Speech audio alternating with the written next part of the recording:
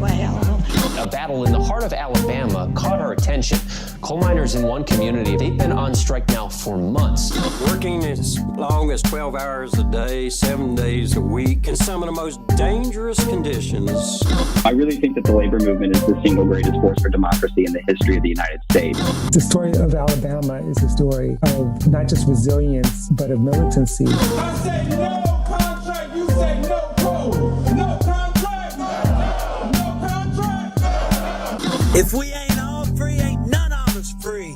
You're listening to Alabama's only union talk radio show, The Valley Labor Report, with Adam Keller and Jacob Morrison. That's right, folks. From the mountains of Kentucky to the bayous of Louisiana, broadcasting online and on the radio from the heart of the Tennessee Valley, the Spice Radio Studios in Huntsville, Alabama. This is the Valley Labor Report. My name is Jacob Morrison, here with my co-host and fellow agitator, Adam Keller. Today, we talk to Greg Kerwood, a Teamsters Local 25 steward, about surviving management's post-peak crackdown at UPS. Also on the show, an Alabama woman who works at Amazon was injured in the New Orleans terrorist attack. She was denied medical leave by the company before being approved after the public backlash. Hulk Hogan was booed at a recent WWE event. That gives me an opportunity to remind you that Hulk Hogan is a scab. All that and more on today's program. If you want to be part of the show today, we've got a phone number and the line is open. You can give us a call. The phone number is 844-899-TVLR. That's 844-899-8857. You can also leave us a voicemail throughout the week, and we might respond to it on the next show. We've got one lined up to respond to later on today. Just a reminder, if you haven't gotten enough of us by the time that we wrap up here on the radio, or if you just want to see what we're up to throughout the week, you can find us anywhere you find anything online, in particular at our website, TVLR.fm, but we are also on YouTube, Facebook, and wherever you get your podcasts, all at the Valley Labor Report. Just a reminder, your support helps us stay on the air. Our largest single source of funding comes directly from our listeners. So if you want to make a one-time contribution or be a monthly donor to the program, you can go to tvlr.fm/donate or patreon.com/The Valley Labor Report. We got a bunch of really cool merch for sale at our merch store, tvlr.fm/store. We have a bunch of our logo dad caps available. Going to be mailing out, I don't know, like 20 of them sometime next week. We also have pre-orders open for a new t-shirt that says unionize. The manufacturer is a little slow there. Those should be in sometime.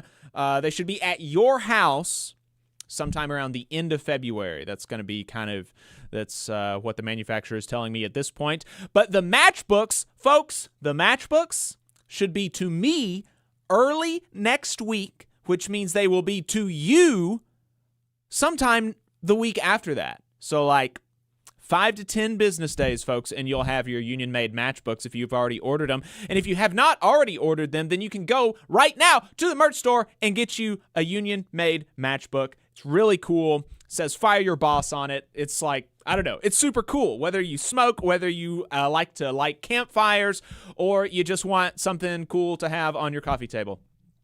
It's cool. tvlr.fm/store. Check it out. And finally, folks, if you're a member of a union, then think about getting your local to sponsor the show. You can reach out to us for more details on that.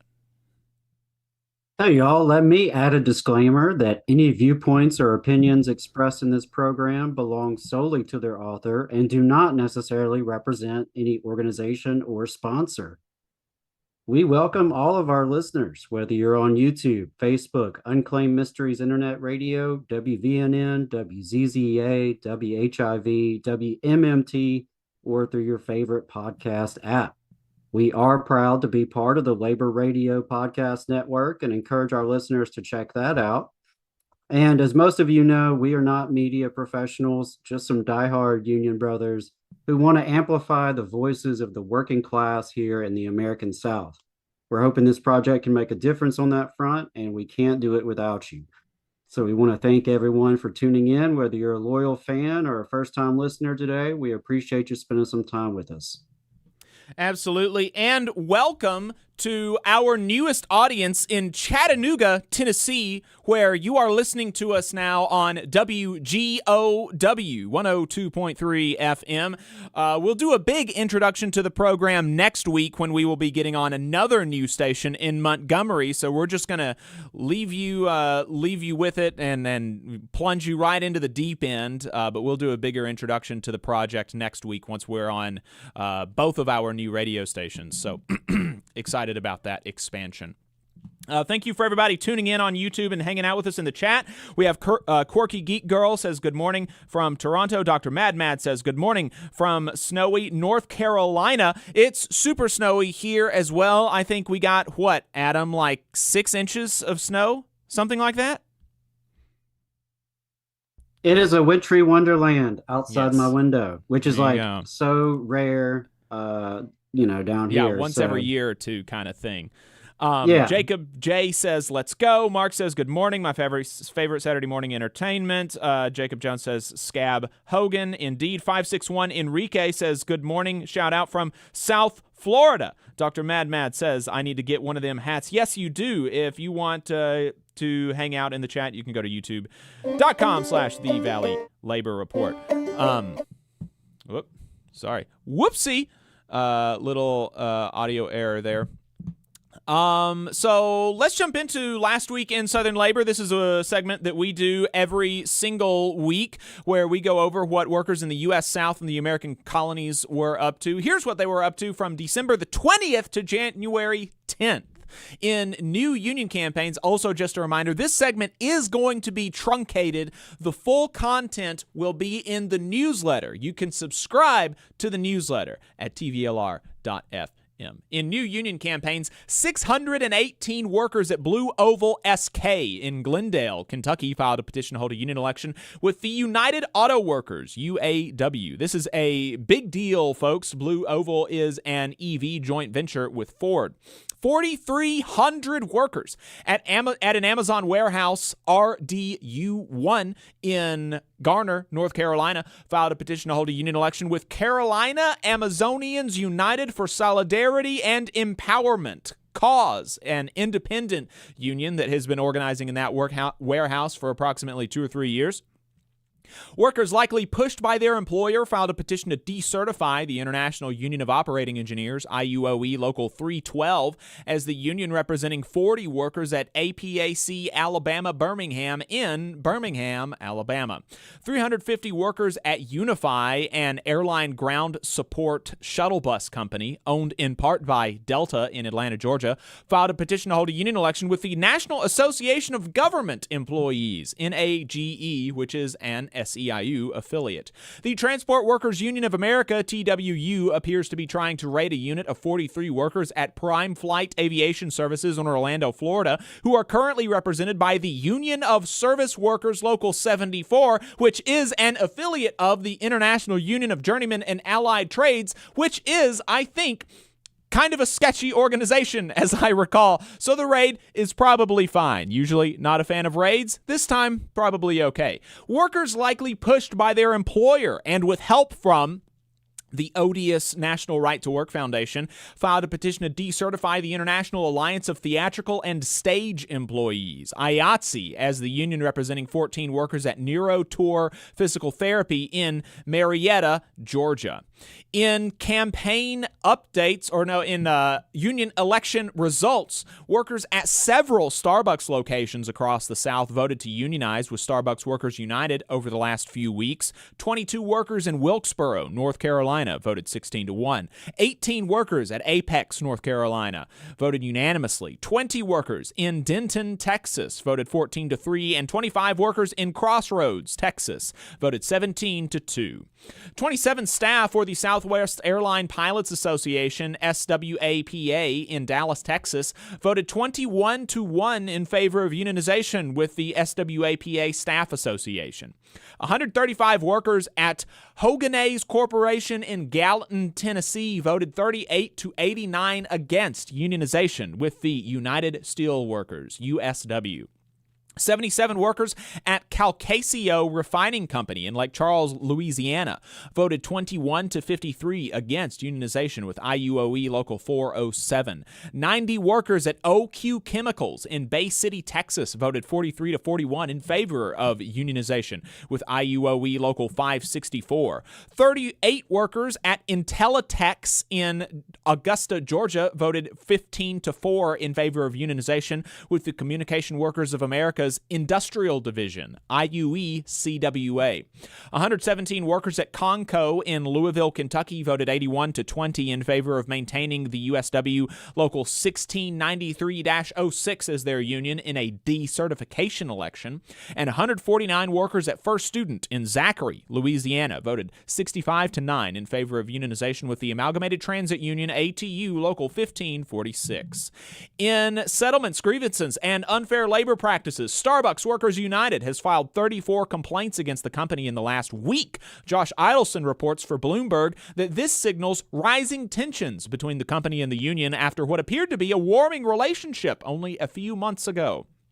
The NLRB found that Woodford Reserve Distillery in Versailles, Kentucky, violated the National Labor Relations Act by granting benefits to employees in order to discourage them from voting for union representation. Because workers showed majority support for unionization prior to the company's violations of the law, even though the election was not in favor of unionization, the NLRB has set aside the election results and is ordering the company to bargain with the union, the Teamsters Local 651. This is only the second CMEX bargaining order since the landmark decision was issued in 2023. In strikes and bargaining updates, the Loudoun County Transit Workers, unionized with ATU Local 689, finally reached an agreement on a new contract with county contractor Keolis. Yesterday, workers approved and ratified the contract with a 92% vote. Over 430 drivers, warehouse workers, and mechanics represented by Teamsters Local 988 have voted overwhelmingly to authorize a strike after Cisco failed to present an acceptable offer.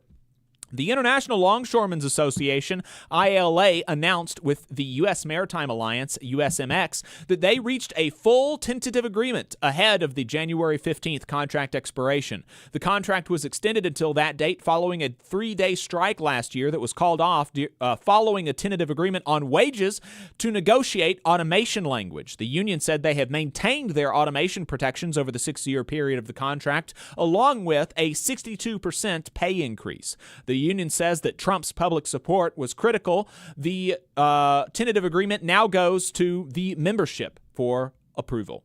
Costco walked out of bargaining with the Teamsters over a new national agreement last week. The Teamsters say the company has rejected all of their economic proposals, even though the company had record-breaking profits in 2024, $7.4 billion to be precise. The contract expires on January 31st. It is probably not a coincidence that Costco has been making a show about not canceling its DEI programs, probably in a bid to save face in anticipation of a strike and public relations fiasco by the Teamsters.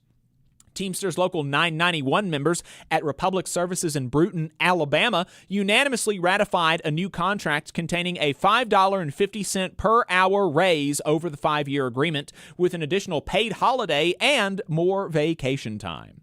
GM and Ford both posted their best annual U.S. sales since 2019, making difficult Stellantis' attempt to claim that, quote, market conditions are the cause for their lack of investment and layoffs, and also putting a hole in the argument that strong union contracts make businesses unprofitable. IATSE has launched a second annual Game Workers survey. If you are a game worker, if you work on video games, you can fill out their survey about rates and working conditions on gameworkers.org. CWA is attacking AT&T's plans to discontinue DSL service in rural parts of the country while also announcing a $40 billion stock buyback and dividend plan to enrich shareholders. The union also points out that while AT&T CEO is saying that if Trump gives the company tax cuts, they will invest more, The company said the same thing in 2017, but following Trump's first set of tax cuts, the company, instead of doing what they said they would do, reduced capital investments, cut tens of thousands of jobs, and announced plans to spend $30 billion on stock buybacks. There was an explosion at a RWDSU-represented Tyson's plant in Camilla, Georgia over the break. One worker ended up dying. RWDSU said in a statement that they are working with local authorities and are demanding a full investigation. In political and legislative news, last November, Idelson reported that the Teamsters were working with Josh Hawley to develop a more GOP-friendly version of the PRO Act. Hawley's office has been circulating what appears to be the culmination of those efforts, titled, quote, a pro-worker framework for the 119th Congress, which calls for holding employers like Amazon, specifically named, accountable for unsafe work speeds, expediting union elections, supporting first union contracts, and boosting penalties for violations of the National Labor Relations Act. It's not the PRO Act, but all actually unambiguously good things, which means that this is certainly, almost certainly, dead on arrival in the current Congress. Elon Musk is walking back claims that he could cut $2 trillion from the federal budget, which is obvious to anyone who isn't a complete baby brain. In other backtracking news, Donald Trump is floating the idea to buy ships from other countries instead of buying American-made ships because we can't do it here, he says. Representative Donald Norcross released a statement calling on Trump to keep his Buy American pledge and support appropriations accordingly. An Alabama mom was among those injured in the New Orleans terrorist attack when she asked her employer, Amazon, for time off to take care of the bullet lodged in her foot. Amazon declined. They only gave her leave after a public backlash. Joe Biden put the final nail in the coffin of Nippon's attempt to purchase U.S. steel, as expected. The United Steelworkers and the Transportation Trades Department of the AFL-CIO applauded the move. Missouri's minimum wage increased on January 1st. The change will raise wages for nearly 440,000 Missouri workers, injecting over $365 million into the state's economy. 1 in 5 Missouri children live in a household that will see an increase in earnings. Under Ronald Reagan, Congress passed amendments to Social Security that cut benefits for some public sector workers like teachers and firefighters. Congress passed, and last week Joe Biden signed the Social Security Fairness Act, which repealed these unfair punishments for public service, ensuring that teachers and other public workers are entitled to the same Social Security benefits as other workers. Despite the legislation being bipartisan, both of Alabama's senators voted against. The Kroger-Albertsons merger was blocked in a huge win for labor. To lick wounds for investors, however, Kroger announced a $7.5 billion stock buyback program. The United Food and Commercial Workers, UFCW, which represents workers at Kroger, said that for the same amount of money, the company could remodel literally every single store or build 280 new ones. The union is calling on the CEO to resign. In internal union affairs, the Teamsters convened a meeting in Atlanta last week to discuss technology at UPS. The Service Employees International Union, SEIU, which disaffiliated from the AFL-CIO in 2005, has finally rejoined the Federation 20 years later, which they announced at the AFL-CIO's annual MLK Civil and Human Rights Conference last week. In statements about the move, the AFL-CIO and SEIU are characterizing the move as preparation for an offensive organizing push, but the media reaction has been to characterize this as a defensive move in preparation for attacks from the incoming administration. Fires are ravaging Los Angeles. The Los Angeles Federation of Labor has a form that you can fill out along with a list of other resources if you are local and need support, and also a donation portal if you would like to donate to support their mutual aid efforts during the tragedy. The National Association of Letter Carriers ballots for the tentative agreement were originally due back on January 13th. That is on Monday. The ballot committee announced over the break that they are extending the deadline to January 27th. That's it for our union updates. If we missed anything, let us know at tvlr.fm/contact, and we will try to include it in next week's roundup. We're going to take a break, and we're going to be right back to talk to Greg Kerwood, Teamsters Local 25 steward, about what to do during management's post-peak crackdown at UPS. Stay tuned. Benefit Architects has proudly supported union members and union-made products for over 35 years. If you are a federal employee and an AFGE member, you're eligible for hundreds of dollars in money-saving benefits, including group life insurance, dental insurance, and AFLAC insurance. Additionally, if you're a union member but don't work for the federal government, you can still qualify for several of these money-saving policies. So give Tate Cure a call at 256-215-6769 for details and to enroll. Again, that is Tate Cure at 256-215-6769. In Alabama, more than 200,000 of our friends and family members are living without health care coverage. Often folks can't stay healthy enough even to keep their jobs. We can fix this. It's time for us to find a way to close the health care coverage gap so that people can remain at work. Let's make this a priority. Let's close this gap and cover Alabama. To learn more and how you can help, visit coveralabama.org. The attorneys at Maples, Tucker & Jacobs have stood with the working people of Alabama for over 40 years, providing skilled legal representation for your workplace injury claims. When you are injured on the job, it can be a scary time. The attorneys at Maples, Tucker & Jacobs have the experience to guide you through the process to make sure that you and your family are properly taken care of and your rights are protected. If you need help, call the attorneys at Maples, Tucker & Jacobs at 855-617-9333 or visit online at www.mtnj.com. No representation is made that the quality of legal services provided is greater than the quality of legal services provided by other law firms. Support for the Valley Labor Report comes from the International Federation of Professional and Technical Engineers Union. Learn more by visiting www.ifpte.org. Are you looking for a better future, a career that can have you set for life, and to be a part of something that's bigger than yourself? If you are, then consider a skilled trades apprenticeship with the International Union of Painters and Allied Trades. The work of IUPAT is all around us, from the industrial painters who work on the bridges to drywall finishers, floor coverers, the glazers who install the glass in our skylines, and so much more. With an IUPAT apprenticeship, you earn while you learn and receive benefits while learning the trade, including a pension. We provide world-class education free of charge. That's right, no student debt.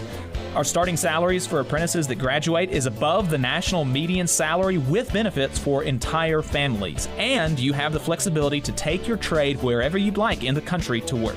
IUPAT District Council 77 covers our entire region, so give Adam Booth a call at 205-603-3142 for more information. Again, that phone number is 205-603-3142.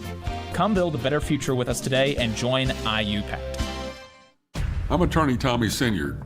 When you've been injured and need help, you need a lawyer who's with you. Sinyard Law. You need attorneys always available to take care of you. Sinyard Law. And keep you in the loop. It's your case. You need to know what's happening. Sinyard Law. And never a charge to meet with us to evaluate your case. Sinyard Law. A new firm, but an old name. One that will stay with you every step of the way. Sinyard Law, the name with proven results. Support for this program is provided by the International Association for Machinists and Aerospace Workers, Local Lodge 44 in Decatur, Alabama. Learn more at iamaw44.org. Come on, you poor workers, good news to you I'll tell, how the good old union has come in here to dwell.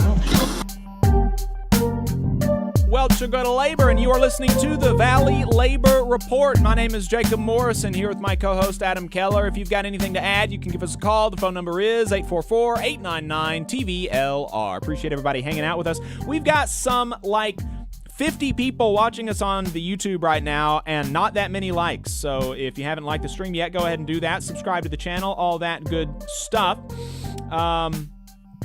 Again, appreciate everybody hanging out with us in the chat. Quirky Geek Girl says, no snow here in Toronto, despite the fact that our whole city has shut down because of the snow. Dr. Mad Mad says UIW stays winning. Indeed. The Carrie Lake Show with guest host Ken Ham. That's a bit, I think. I don't think that's actually the Carrie Lake Show with guest host Ken Ham. Says no snow here either in Lizard Country. Adam S. says left is best. Remember to block the boss's troll in chat and at work. Steve says congrats on SEIU becoming part of the AFL-CIO. The Carrie Lake Show with guest host Ken Ham says yes, stronger together. I'm excited about the affiliation of the SEIU with the AFL-CIO. I think it's important. I'm always generally, I am disposed towards unity over disunity wherever possible. I think that where we can avoid being divided, we should avoid it. So we've got our guest on the line now, Greg Kerwood. Greg Kerwood is a UPS Teamster and shop steward at Boston's Local 25, the same local that Sean O'Brien came out of, actually. He spent 19 years as a package car driver at UPS, now works as a clerk. He also co-hosts with David Allen the Roswell Hub on YouTube, a great source of information for Teamsters at UPS. Real practical advice about working for that company. Greg, welcome to the show. Thanks for having me. It's a pleasure to be here. We did get snow here in Boston, in case you're wondering. Okay, well, there you go. I'm sure that your city doesn't close every time it snows, though. No, not so much. No. Well, really appreciate you taking the time. And now, I've been wanting to get one of y'all on from the Roswell Hub for a while. I've been kind of seeing y'all from afar and really appreciating the work that you do. Can you let me know a little bit about how that project started? Did you start it with David Allen together, or did David start it and you jumped in and kind of like a support role, or how did that come to be? Well, David's the mastermind behind the show. I'm just the talking head. He started it. I don't know exactly when, a few years ago. I actually watched an episode, and I think I sent him a message just telling him that I liked it. And David being David, he immediately reached out to me and said, hey, you want to come on? And so we went on. We did just sort of what we've been through at UPS type episode where we just told some stories or whatever. It turned out we sort of had a lot in common with our experiences at UPS. And then it just sort of branched out from there. I don't know if it was because I was the only one available every week or, or what, but that's how we got where we got. But really, the main focus, David runs the show. He's the one who understands how to put the issues in a tight framework and keep it brief and useful and keep it on point to what's going on in the workplace. He just sort of brings me in to give whatever value I can give from my experience. Yeah, the brevity is not something that we're known for here, and so I'm sure that there's value in both, I think.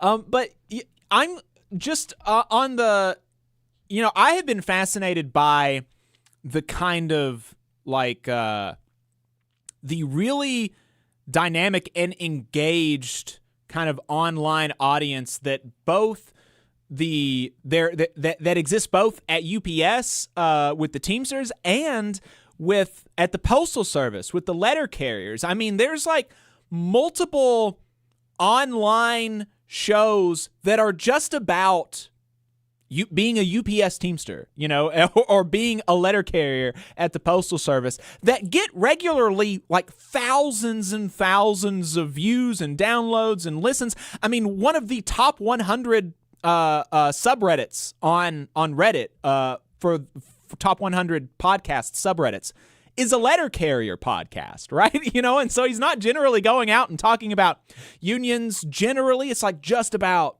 being a letter carrier.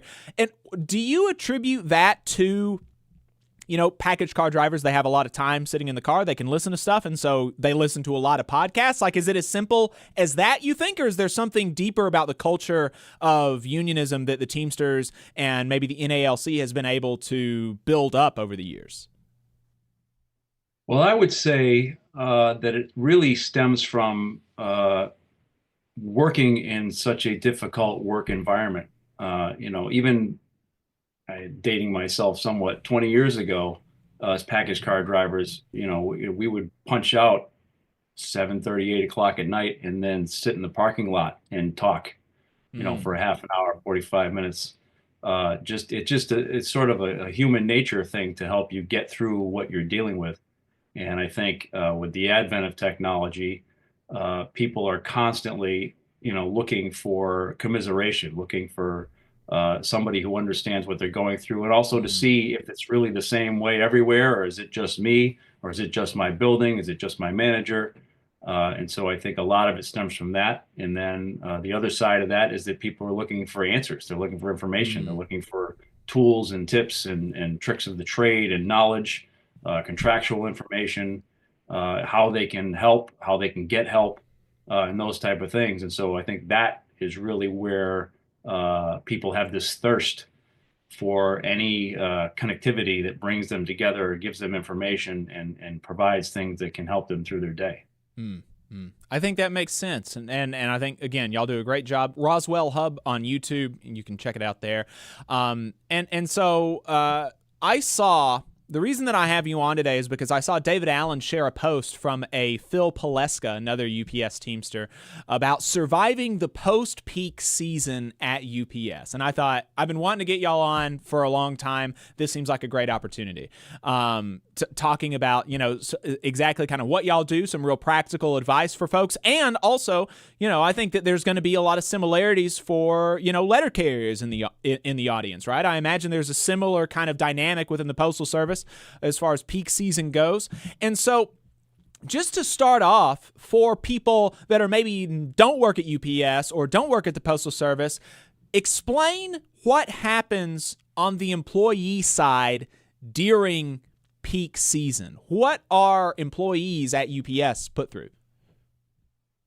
Well, I'm sure how much time you've got, but basically, peak season is sort of the company term for the holidays and the shopping boom that comes along with it. It traditionally sort of ramps up gradually, sometimes starting in October, all the way to the 23rd or so of December. That's how it used to be years ago. Then we sort of fell into an expansion of peak season, where with all the gift card buying and things, we would see another big push post-Christmas for the first couple weeks of January. And things just sort of get somewhat insane sometimes. There's added staff, there's added people, but the buildings don't change size and the trucks don't change size. And the human beings are still the same human beings. And so people can feel a lot of pressure, a lot of stress. So unfortunately, some folks, take shortcuts, try to find ways around things, put themselves at risk. There's a whole lot of issues that happen altogether. You have to worry more about theft, people following you, stealing packages, just endless volume. And you never know what's coming, what's going to happen. From one day to the next. And you sort of lapse into survival mode, I guess is the best way to describe it. That's changed a little bit. I don't want to speak for everybody everywhere, because there are variations, but at least where I'm at in Massachusetts, with the advent of sort of an online Black Friday phenomenon, it now, I think, tends to be busier immediately after Thanksgiving, and then sort of taper off towards Christmas. So it's not the same endless increase that we used to see. And right now, with the thing going on, I don't know if you've discussed it here, with the post office and UPS battling over SurePost, we sort of have a post-Christmas rush going on right now, as we've inherited all this volume that we used to deliver to the post office back into our system. So drivers are sort of experiencing, and inside workers experiencing, sort of peak conditions now that are actually busier than they were right before Christmas. Wow. Yeah, and just we haven't talked about that yet, actually, and so the SurePost thing is just generally, and you can correct or fill in where necessary, is that, like you said, the UPS had a contract with the Postal Service to deliver some amount of packages for some reason. I'm not totally sure exactly why they were going through the Postal Service to do that. But now the long and short of it is that, like you said, they're bringing a lot of volume back into UPS. And so that's interesting that you're now seeing kind of peak conditions even post-peak. And so as, you know, I guess you're still, like you said, you're still in peak season, but as this second peak season starts to wind down, you and David and others have said that you've heard reports, or Phil did, and then David shared this post, said that he's heard reports of UPS starting to tighten the screws on folks. Explain that for us. What happens post-peak that makes management more likely to kind of try to tighten the screws on people? Why does that happen? Well, on one level, peak is such an insane time, and has been such an insane time traditionally, that the company sort of throws everything to the wind. Just, you know, get the volume, get it out, get it done. We don't really care how you do it. And then after that, obviously that's over, they tend to go back towards the rules that they had in place. That's how they like to view it. How we like to view it is the contract is the contract 12 months out of the year, and it doesn't change. The rules don't change. The way we do the job doesn't change during peak. Now, the other side of it is, from an economic standpoint, obviously the company makes arguably a majority of their money during the last quarter. But they have always taken the approach that the second that last quarter is over, they want to set the table for the new year by squeezing as much profit as they can out of that first quarter. And so what that means is, in short, there's too many bodies. There's too many people. They're paying too many people for volume that may or may not be there. They always run a tight ship, you know, with the bare minimum number of staff in general. And they're always willing to tighten it beyond where it should be tightened. So obviously we have a union contract. They have the opportunity to lay people off if need be, but it's much easier for them, I think, in some ways, to go through discipline channels to remove people from the workforce temporarily.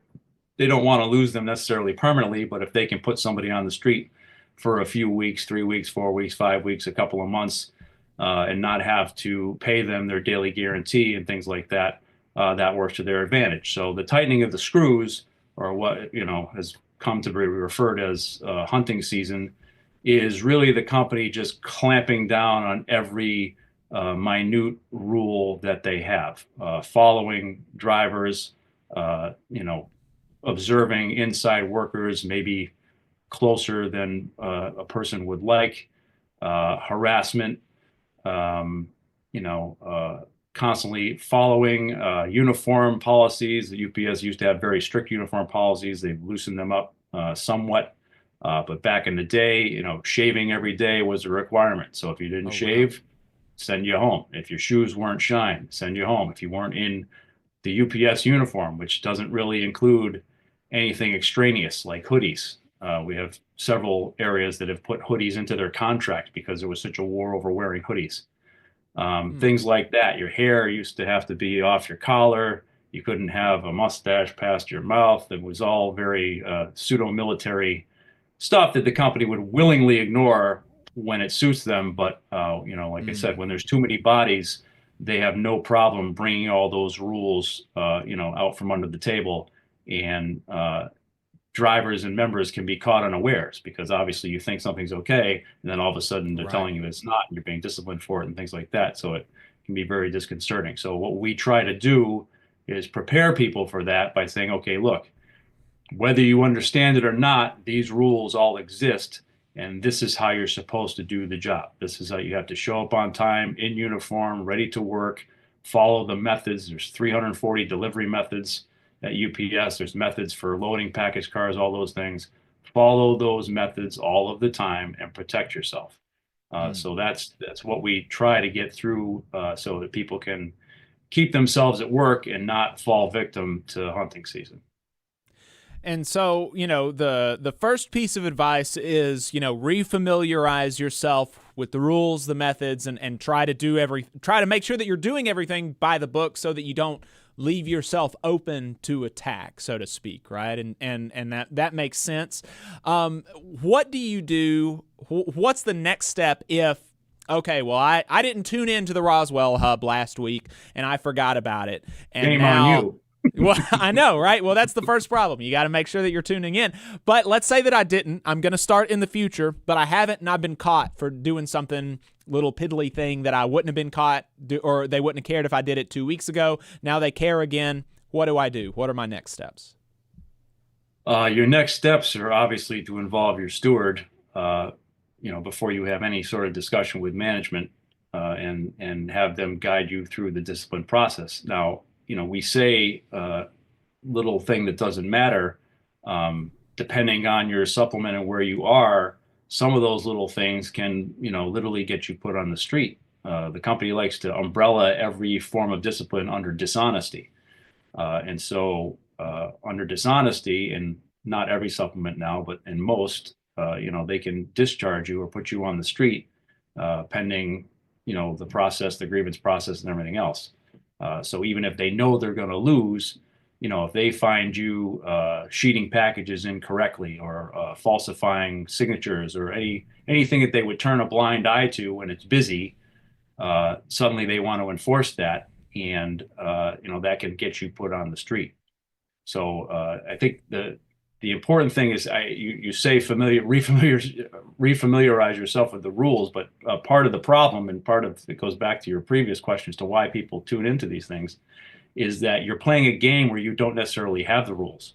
UPS hands you a bunch of stuff when you first start that you probably don't pay much mind to. Sometimes they don't give it to you at all, like the driving methods, and yet they hold you accountable to all of those rules and those regulations. And so if you don't have access to those things, and you don't have someone who's providing those things to you, who's on your side, you may not even know you're breaking the rules. You may be just doing what you think everybody else is doing, or just trying to get the job done as fast as possible, or doing what sometimes you were trained to do, even though, it's not unheard of or rare for supervisors to train people to do things incorrectly to get the job done when it's convenient.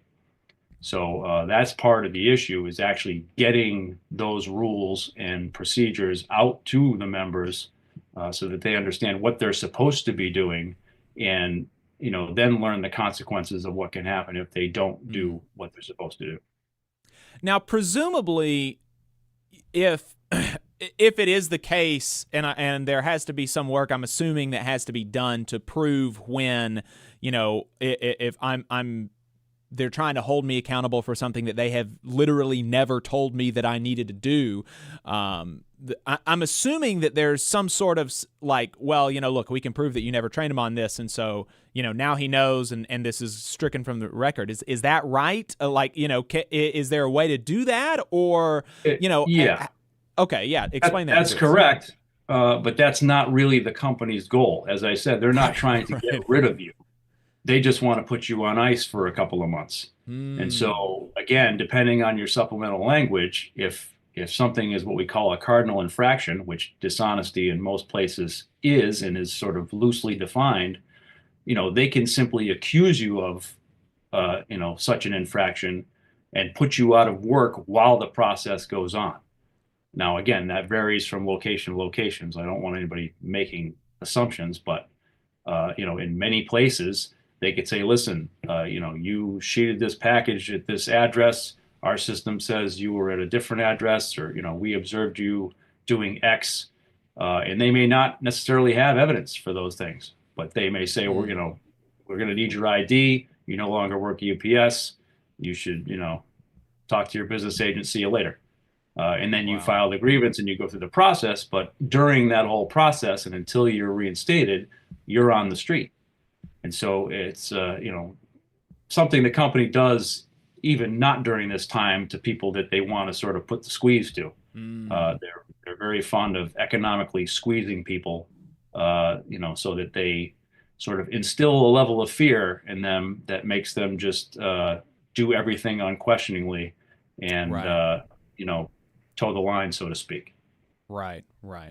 Well, and then one thing that we always recommend people do is to just make sure that you get involved, like generally, before you get in trouble, that you're involved with your local union, that you go to the meetings, you make sure you know who your steward is, and that kind of increased activity is really important for, I think, knowing how to protect yourself, but also being able to be a part of protecting other people, right? Absolutely. The best defense is a good offense, and that offense is, as you said, being involved, getting to know your steward, getting to know other active members, going to your union meetings, paying attention, reading your contract, asking questions, finding out how those things all work before it's your turn at bat. Unfortunately, a lot of times people think it's not going to happen to me. Right. I do whatever they tell me to do. I run around like a chicken. I do 300 stops a day. I'm safe. I'm protected. They're not going to get rid of me. They're not going to this, that. But when it comes this time of year, a body is a body is a body. And, the reverse is actually true. If they know that you're doing all these things incorrectly, they may be happy with it, but they also know they can drop it on you whenever they want to. And so that means when they're looking for people to put on the street, it's, oh, well, we know this guy does this. All we got to do is follow him today. We'll see him doing it, and, we'll get him out. So you're right. Being proactive is the way to go. And certainly having everybody looking out for each other goes a long way. Yeah, I was a steward for a few years, and I know stewards in lots of different industries, and that's always the case. I don't know a steward that doesn't have stories of basically every person that comes to them with a grievance saying, "Oh, I never thought it would be me. I'm such a good boy," and not the case. It can be you, so you need to join the union, et cetera, et cetera. Is there any other pieces of advice, anything that you want to make sure that folks know about fighting the kind of post-peak screw tightening at UPS? Any other pieces of advice or resources that you would point people to? I would say if you don't know what I'm talking about with the 340 methods and the rules and the guidelines and all those things, you should find out, talk to your steward, talk to your business agent. You can go to the Teamsters for a Democratic Union website. They have a lot of those things posted there. I think David has a lot of them posted on the Roswell Hub. I know they're posted in various places, but definitely don't sit on your hands and wait, and don't think that it can't happen to you. Part of what David and I shared in common when we first met was, being targeted by the company decades ago, and what we went through, just trying to keep our jobs and protect ourselves. And that's how we became who we are. And it's not something I would wish on anyone, to be honest. It's a tough thing to go through. And that's why we do what we do. But at a certain point, we can put it all out there, but it's at some point incumbent upon the members to look for that information and understand that it's in their best interest to know the rules of the game, because it is a game. The company doesn't like that phrase, but it's a game. They play it like a game. They do things like it's a game, like they're toying with people's lives, which they are. And so you have to treat it as such. And the way you win the game is to know their rules better than they do and follow those rules and hold them accountable for their rules, because a lot of their rules, they don't actually want you to follow. They just want to discipline you for not following them when it's convenient.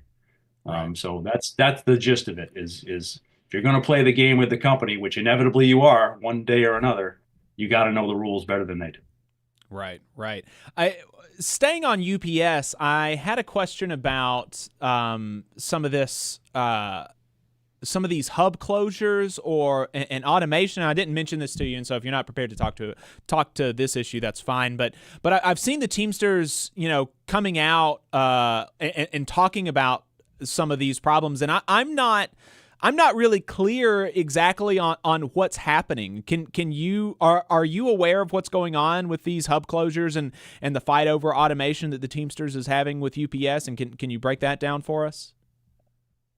Well, I'm not an expert, but the company is trying to do a lot of consolidation. They're trying to sort of take their hub model that they've had for 100 years and generate these sort of super hubs that are, fully automated or partially significantly automated, where they can shuttle just insane amounts of volume in and then spread it out from there. I'm not sure how much can be done to avoid the consolidation part of it. They usually give people the opportunity to move if they want to follow the work, which is not great, obviously, if you're not willing or able to move. As far as the automation goes, I don't come from a big hub, so I can't speak to having seen it firsthand. But I will say that my experience with this company is that every time they introduce some new piece of technology or some new thing, it inevitably doesn't work and creates more work for us. So I'm not as afraid of it as maybe some others are.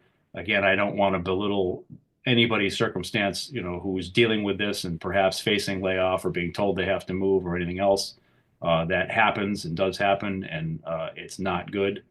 But at the same time, just, speaking from a distance as an overall thing, I usually find that technology with this company tends to lead to more jobs and not less. But we'll have to see how it plays out. And, as we always do, we'll have to fight when we have to fight. Right. And then, as we're wrapping up, I'm just curious from a high level, as a UPS Teamster, the organization of Amazon is a really important thing. I mean, Amazon kind of poses an existential threat to UPS potentially. And the Teamsters have really been making, very impressive progress in the organization of Amazon over the last, it seems to me, like 6 to 9 months. And so I'm just curious, like, what are some of the things that you're seeing that maybe I wouldn't be seeing, or how are the locals engaging with the Internationals project to organize Amazon? I'm just curious generally about your thoughts on the Teamsters project there. Well, I think you're probably seeing much the same that I am. There's obviously a big push from the IBT, a necessary push from the IBT. Obviously, as you said, it's an existential threat. There's no question. Amazon has got its fingers in every economic pie, and there's no signs of that stopping. And certainly from a package delivery perspective, if we're going to survive as UPS Teamsters, we can no longer pretend that Amazon doesn't exist and isn't, taking away volume and building its own workforce and everything else. There's certainly been a lot of involvement around where I am, and I know down in New York, the locals have, sent people, put people in the organizing staff, devoted resources, made this push. I know some organizers personally who are working their asses off, to make this happen. And, the other side of this, which sometimes gets overlooked in this question, I think, is that these Amazon folks are out there. They're out there, they're banding together, they're standing up for themselves. And I think the two things are sort of fueling each other. The organizers are drawing strength from the workers and the workers, vice versa. And to me, that's, if this is going to happen, it's going to happen on that sort of organic worker power level. We're not going to get any assistance from the powers that be, certainly for the next 4 years. And so, some law changes would be nice. some changes to the organizing rules would be nice, but we can't count on those. And so I think it's impressive what's been done. And I think everybody knows there's a long way to go. But I find it to be inspirational to see the amount of progress that's been made. And again, just to me, there's nothing more moving than seeing a worker stand up for themselves, whether it's one worker in the workplace who's just had enough and wants to fight back, or whether it's a stream of Amazon employees walking off the job or marching on the boss's office. To me, that's what all of this is all about. Because at the end of the day, this is an argument for human dignity. This is an argument for people before profits. This is an argument for our humanity. And to me, that's the inspirational thing. That's what makes me do what I do. I'm sure that's what makes David do what he does. I'm sure that's what makes you guys do what you do. Is it, when you know that that's right when you see it, you feel that it's right. You know that that's something that is happening in front of you is the way things should be and the way they can be if we all do it together. And so to me, that's what I take from the Amazon thing is watching workers who don't have the union already, who don't have that backing, who don't have the experience, who don't have the knowledge. What they do know is what's right and what's wrong and what they should be entitled to as human beings and what's fair and what's unfair. And they're willing to put everything on the line and sacrifice everything to make that a reality. And to me, that's everything. If you are an Amazon employee or an employee at one of the delivery service providers, and one of the non-union facilities, and you're listening to this, look up the Teamsters Amazon division. You can Google Teamsters Amazon, and it'll come up, and reach out to them if you're interested in learning more. I would highly recommend it. Obviously, solidarity to the 4,300 workers in North Carolina who are going to be voting on a union election here in the next couple of weeks with cause. Really exciting developments there. Greg Kerwood is a UPS Teamster and shop steward at Boston's Teamsters Local 25. Also co-host with David Allen at the Roswell Hub on YouTube. Greg, thank you so much for your time. I've enjoyed it. It's been my pleasure. Thank you guys for having me. Talk soon. Before we go to a break, I just wanted to, and we're talking about Amazon, right? I just wanted to reiterate and spend some time on this story that came out of New Orleans where an Alabama mother was shot during the shootout with the terrorist in New Orleans who drove a truck through a crowd of people, killed a bunch of folks. This woman obviously not dead, but she was shot, had a bullet lodged in her foot, worked at Amazon, and when she requested some time off to take care of the bullet lodged in her foot. Yeah, I mean, it's so amazing to me that she requested that time off and Amazon denied it. Like, you got a bullet lodged in your foot. You need to get to work or we're going to fire you, was the initial response, right? Only after that was reported did Amazon finally buckle and say, oh, yeah, when our employees get shot, our policy is not to fire them. It was not to fire them, right? But if that hadn't happened, if nobody had reported on that, if there had been no public backlash, if she had just been left to face the company on her own, she likely would have been without a job at this point. And what happens when somebody loses their job? And a lot of times that leads to, you can lose your house, you can lose your car. If you lose your car, you lose means to get to other jobs when you need to find a new job. You might lose your kids. I mean, people do not have enough in their mind the seriousness of what it means to be fired from a company. They don't really, it doesn't register what that does to a person. And that's what would have happened to this woman in all likelihood if this had not been reported. And it just underscores the importance of this campaign to organize Amazon by the Teamsters, by the now Teamsters-affiliated Amazon Labor Union, by Cause in North Carolina, Carolina Amazonians United for Solidarity and Empowerment. It's so important because nobody should have to worry when they get shot, am I going to lose my job because of the recovery time for this? That just should not have to cross your mind, right? And if you are able to unionize, and if you can get a good union contract with strong provisions for medical care and paid time off, you won't have to worry about it. Right? The Teamster UPS, something like that happens, I do not think that they worry about, am I going to be laid off because I have to take time off to recover from being injured in a terrorist attack. That's just not something that goes through their minds, right? And if something did happen in UPS, there would be a process and an easy and clear avenue to get that reconciled and to get that wrong righted. Because it would be illegal, actually, for UPS to not give some of that necessary medical leave, right? Because it would be violating the contract that they have with the Teamsters. And so there's like legally enforceable mechanisms there that it would have been, and it's important to underscore, it would have been totally legal for Amazon to do what they initially set out to do to this woman, to this mother. Totally legal. They were completely within their rights to threaten her job because she was injured in a terrorist attack. And they shouldn't be. They shouldn't be.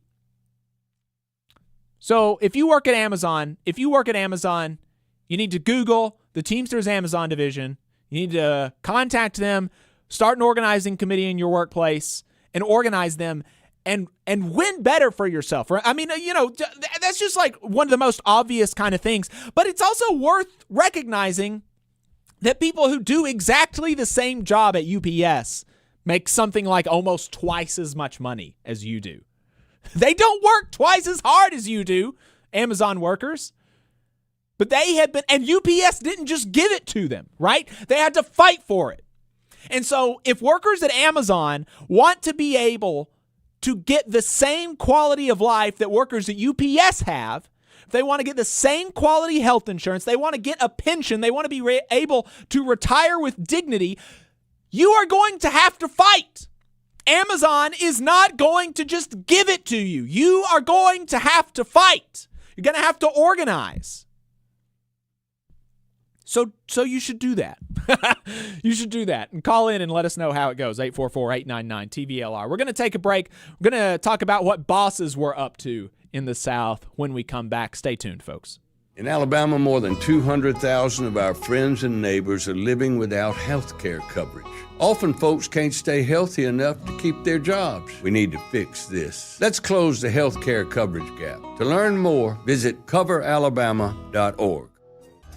Support for this program also comes from the Iron Workers, Local 477. So if you are looking for contractors with lower than average EMR and TRIR, they tell me that if you need to know what those mean, then you will. Or if you need to supplement a workforce at any level for any amount of time, short or long term, if you need iron workers that come trained and certified at no extra cost, or if you need workers from superintendent down to general laborer, and you're looking to start work on a project, or you're unhappy with your current contractor situation, you need to call my friend Jeb Miles with the Iron Workers Local 477. They only work with the best in the business, vetted contractors, and can do all kinds of jobs, from roofing to steel and bridge erection, from welding to heavy rigging, from structural repairs to machinery alignment, and much more. They supply manpower on 4 of the 5 largest projects in North Alabama, so you know they're legit. If you need good quality, safe, efficient, diligent, and knowledgeable workers on your job, then you need the Iron Workers Local 477. Call Jeb Miles at 256-383-3334 or via email at local477@bellsouth.net, and make sure you tell them that you heard about them on the Valley Labor Report. We're the nurses, firefighters, and claims representatives that help keep our government services running. We respond to natural disasters. We care for our nation's veterans, and we investigate discrimination in the workplace. We are federal and D.C. government workers, and we are proud to serve the American people. Working in more than 70 agencies across the government, we know we can fulfill our mission because our union has our back. Learn more at afge.org. Paid for by the American Federation of Government Employees, AFL-CIO. The Laborers International Union of North America, Local 366, is proudly recruiting North Alabama workers to work construction and nuclear plant maintenance. If you're interested, please contact Donna at their training center to start the process. That phone number is 256-415-7452. Again, that phone number is 256-415-7452. No experience is needed. Free training is offered, but you must be able to pass a background check and a drug test. Local hiring that grows our community with good-paying jobs that have benefits is their mission. Live better, work union, Local 366, feel the power. Support for this program also comes from the Mid-South Council of Retail, Wholesale, and Department Store Union. Learn more at rwdsu.info. I'm Attorney Tommy Sinyard. When you've been injured and need help, you need a lawyer who's with you. Sinyard Law. You need attorneys always available to take care of you. Sinyard Law. And keep you in the loop. It's your case. You need to know what's happening. Sinyard Law. And never a charge to meet with us to evaluate your case. Sinyard Law. A new firm, but an old name. One that will stay with you every step of the way. Sinyard Law. The name with proven results. Since 1889, the National Association of Letter Carriers has protected the rights of city carriers as they deliver the mail and offer support for their community. The Alabama State Association of Letter Carriers makes their legislative voices heard when it comes to issues involving the U.S. Postal Service and the working members of the union. The National Association of Letter Carriers has been longtime supporters of the Muscular Dystrophy Association and the Stamp Out Hunger Food Drive. This message is sponsored by the Alabama Association of Letter Carriers. To learn more, visit nalc.org. Come on, you poor workers, good news to you I'll tell. How the good old union has come in here to dwell.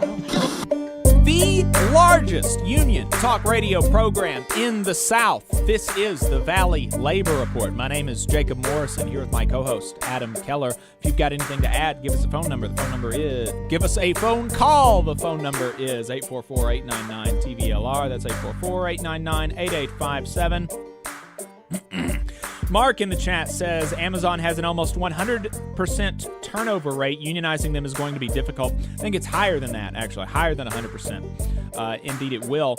Although Mark does say later, don't forget, a lot of Amazon workers are private contractors and by definition not looking to unionize. That is actually not true.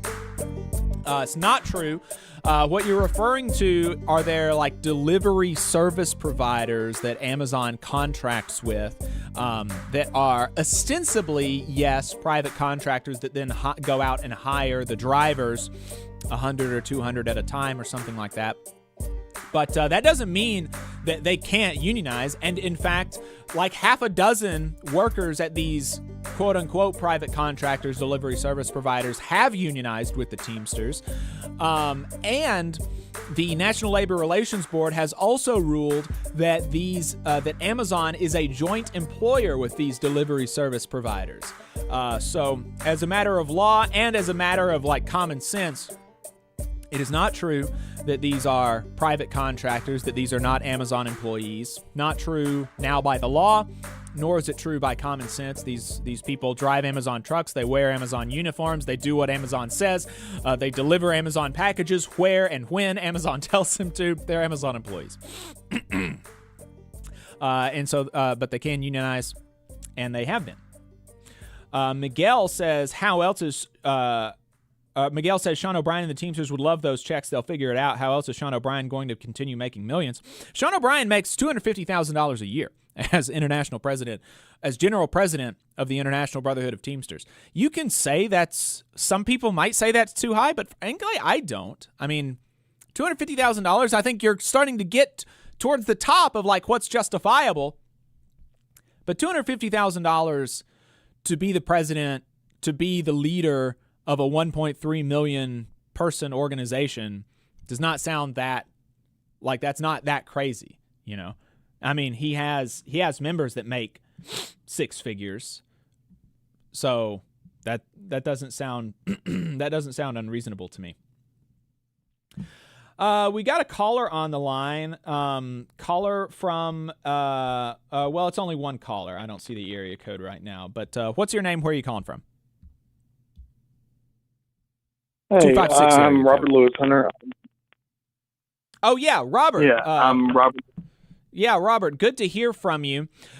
We've got about 10 minutes here, and I think you were wanting to call in about the Alabama Democratic Party and some of the stuff that we had been talking about before the break was over, particularly our conversation with the chair of the Alabama Democratic Conference, Joe Reed. And for those who don't know, the Alabama Democratic Conference is the minority caucus within the Alabama Democratic Party. It's the black caucus, and because something like, 70-80% of Democrats in Alabama are black, the Alabama Democratic Conference is more or less the kind of leader of the Alabama Democratic Party, right? So Joe Reed is more or less the de facto president of the Alabama Democrats. And so Robert, you've been involved in the Alabama Democratic Party for some time. And so, yeah, I'm interested in your reaction to that interview and some of your thoughts that you think folks ought to know. Thank you for taking my call. Honestly, frustrating is the reaction for the most part. I will say one of the things that pops up when people have the conversation or when the vice chair of Minority Affairs brings up that African Americans make up a gigantic part of the Democratic Party, that is 100% true. But it also is an indication that things are not going well if you have nearly 70% of the party being African American and you're unable to have meetings because you can't reach a 40% threshold. That shows a gigantic gap of instability and unreliability in that particular leadership. Also, as a person who's been a part of the Democratic Party, the statewide party, since 2019, I've been a member for over 6 years and can tell you, point blank, there are plenty of black members of the party that do not like the way the leadership is set up currently, in part because it feels and looks like one person is in charge and they're only using the tools at their disposal to stay in charge.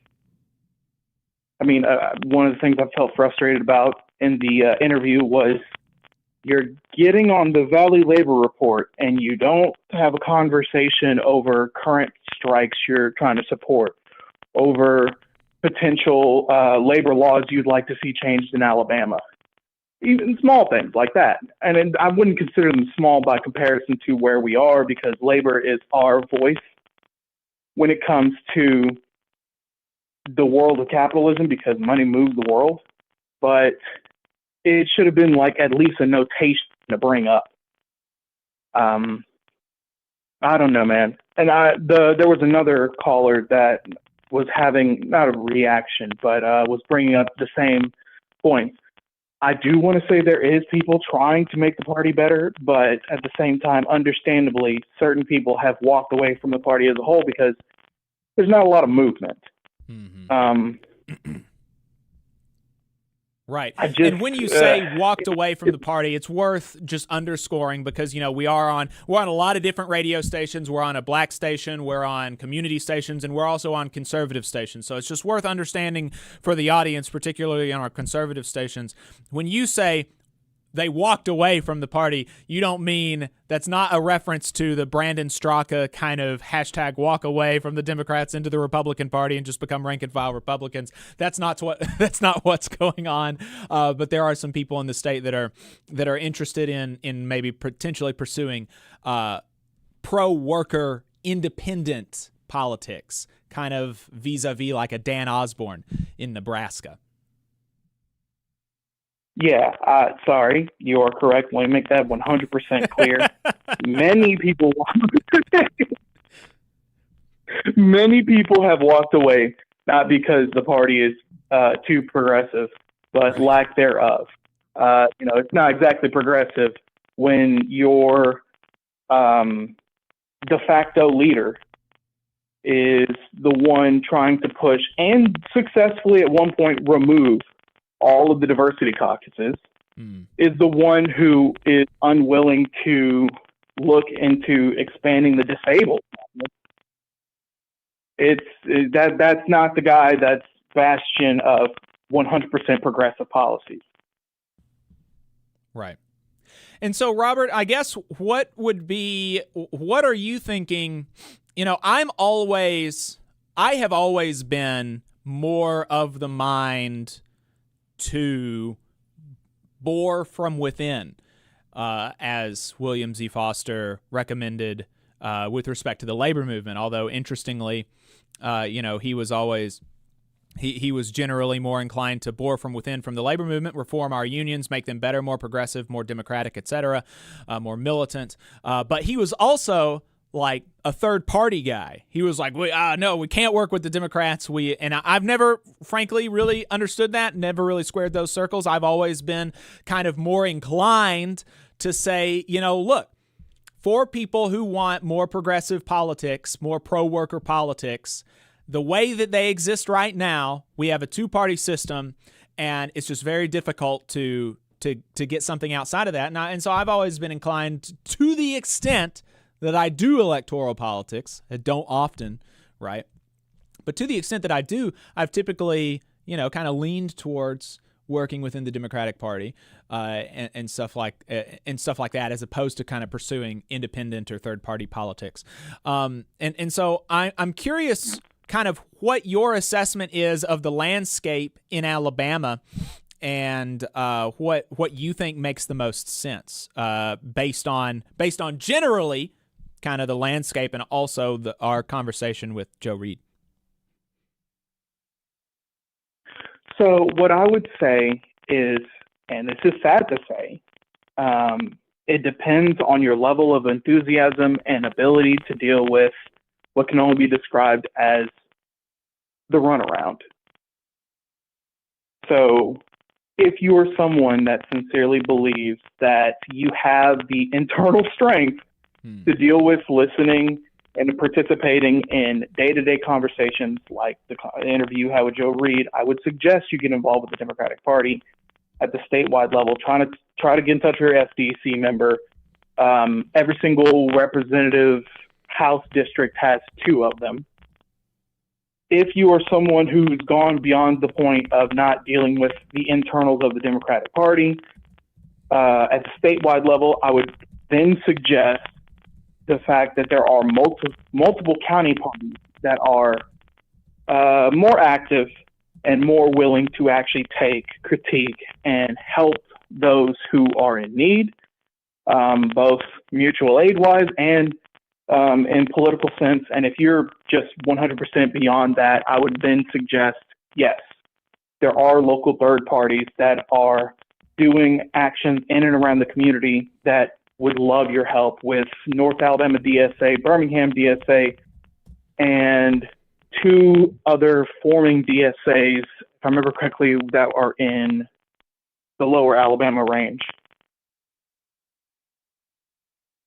Yeah, I think Montgomery and Mobile is what you're referring to there. And did we lose him? Did we lose Robert? No, I'm right here. Oh, okay. Okay, yeah. Montgomery and Mobile is where you're thinking of there, that there are some chapters that are forming.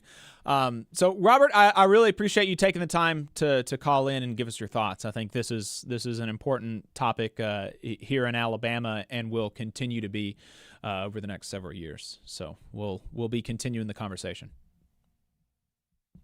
Right. Thank you very much. You have a good one. Yep, you too. All right. So as we are wrapping up here, we've got about 10 minutes.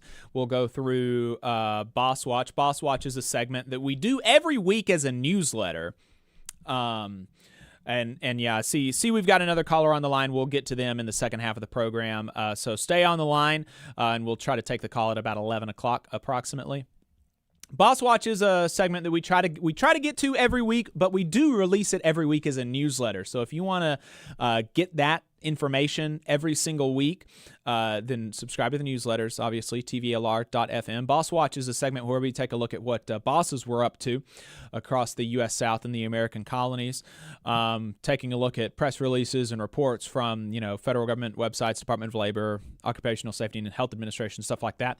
Over in South Carolina, more than 600 temporary agricultural workers are entitled to their share of more than $132,000 recovered by the U.S. Department of Labor from a Ridge Spring employer that illegally deducted the money from their wages for political donations and cleaning fees. Jesus. The department's Wage and Hour Division found that Titan Fruit and Vegetable Company violated H-2A program regulations by requesting workers make political contributions, which resulted in the workers' adverse effect wage rate falling below the required $11.13 per hour, and by charging workers a cleaning fee paid to a local cleaning crew for the employer-provided housing. The division obtained a consent finding from the department's Office of Administrative Law Judges that required Titan Fruit and Vegetable to pay a total of $338,000 to 1,300 workers. To date, more than $200,000 in owed wages have been distributed to about half of the affected workers, and the division is now actively trying to locate the remaining 617 workers owed a total of $132,000 in wages. So if you know anybody that might apply to, then reach out. Investigators also found Titan Fruit and Vegetable violated H-2A program regulations by doing the following: paying some H-2A workers an additional $50 per week to drive company vans to a nearby town to do laundry and shop for groceries, but failing to disclose the additional pay on the job order, failing to record reasons why some employees worked fewer hours than contractually offered, and allowing workers to travel in a vehicle that had a broken passenger window, worn and unsafe tires, and did not have a charged fire extinguisher, all of which are transportation safety issues. Over in Alabama, a U.S. Department of Labor investigation has found a local electrical contractor could have prevented a 44-year-old foreman's electrocution during storm recovery efforts in coaling by taking critical safety measures to protect their workers. Investigators with the department's Occupational Safety and Health Administration learned the foreman was part of the 3-person crew employed by Dexter Fortson Associates Incorporated to restore distribution power to a series of natural gas pumps. While trying to replace a broken switch, the foreman suffered fatal electrocution from voltage in energized overhead power lines. OSHA inspectors later learned the switch was energized when the incident occurred. Electrical work is inherently dangerous, and industry employers must ensure basic safety standards are met to prevent a needless tragedy like this, said OSHA Area Director Joel Batiste in Birmingham, Alabama. Now, family, friends, and coworkers are left to grieve this terrible loss. OSHA investigators determined the company exposed employees to electrical hazards when investigators found the employer permitted use of expired electrical protective equipment. The employer neglected to ensure workers' ability to recognize and address electrical hazards before work began. The company failed to supervise workers and conduct inspections on an annual basis. They did not provide adequate briefings on job hazards, work procedures involved, special precautions, energy source controls, personal protective equipment, and more. OSHA issued the employer 7 serious violations, and other than serious violation, and proposed about $84,000 in penalties. In North Carolina, a U.S. Department of Labor investigation into the drowning of a 27-year-old heavy equipment operator at a Leland work site found the employer could have prevented the fatal incident by following established safety regulations. An investigation by the department's Occupational Safety and Health Administration into the August 2024 incident found that a heavy equipment operator and foreman with Rigid Constructors, LLC, were repositioning a pump at Cell 3 Eagle Island using an amphibious excavator.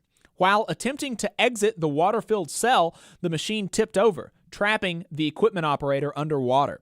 The crew and emergency responders could not revive the equipment operator. OSHA cited the Louisiana contractor with 4 serious violations for failing to train workers on operating a marsh hoe and for not providing or requiring employees to use personal protective and life-saving equipment while they worked near the water-filled excavation site. The employer also failed to provide a skiff for workers to use immediately in the event of an emergency. OSHA assessed the employer about $50,000 in proposed penalties. We're adding a new section to our Boss Watch segment, and this one will cover things happening across the nation, sponsored by Labor Lab. Labor Lab is the nation's leading watchdog, standing with working families to stop employer coercion and intimidation.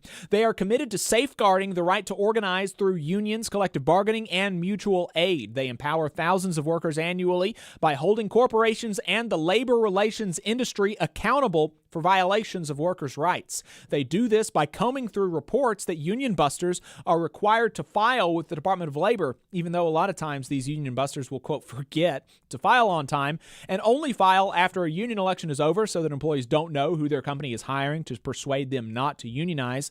And there are basically no penalties for these violations of the disclosure rules.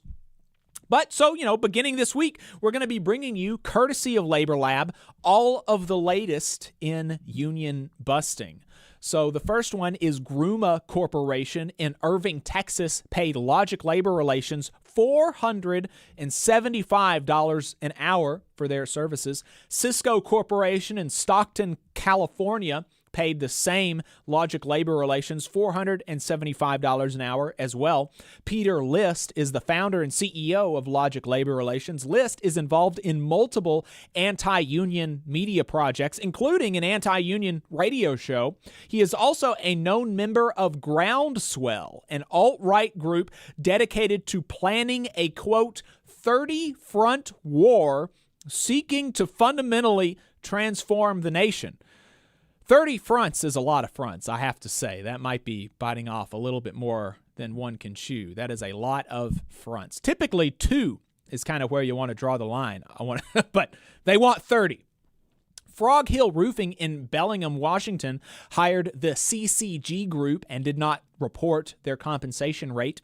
ALG HR Solutions amended their LM20 for USIC, for working for USIC in Indianapolis, Indiana, to include their compensation rate of $425 an hour. American Labor Group President Jim Monica got his start working for local unions in arbitration and stuff, before, I guess, figuring out that management side pays better and working for Littler Mendelson and then other anti-union firms now like the American Labor Group. Galilee Corporation amended their LM20 for Breakthrough Beverage California to include their compensation rate of $2,225 per day. We have a few dishonorable mentions. We won't be able to get to all of them before we have to go. So again, subscribe to the newsletter. The first one and the last one that we'll get to is a U.S. DOL workplace safety investigation has found that a Frisco, Texas contractor, Bandera Utility Contractors, repeatedly exposed workers to serious hazards by sending them into unprotected trenches without providing a means of escape. The same contractor was cited for similar actions that resulted in the death of a worker only a couple of years ago in 2022. As we wrap up the program today, want to say again, really appreciate everybody tuning in. We'll take calls on the other side of this break, 844-899-TVLR. That is 844-899-8857. If you're listening to this while we are not live, you can leave us a voicemail at the same number. Adam, do you have any other plugs that you wanted to make sure that we got to?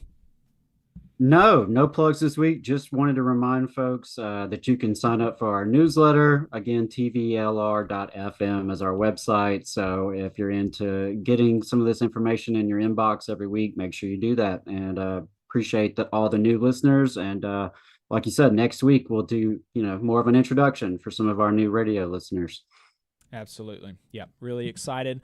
So with that, folks, we're going to go ahead and head off the air. Appreciate everybody tuning in. You can find us on the Valley Labor Report at YouTube. We're going to continue going for another couple of hours. Otherwise, if you're just listening to us on the radio, we'll see you next week.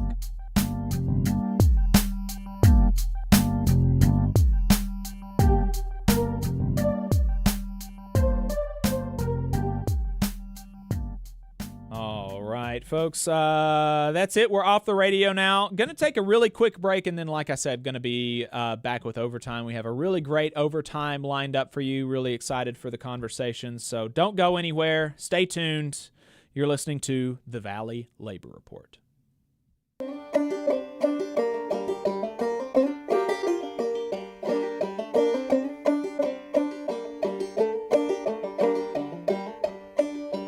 Come on, you poor workers, good news to you I'll tell, how the good old union has come in here to dwell.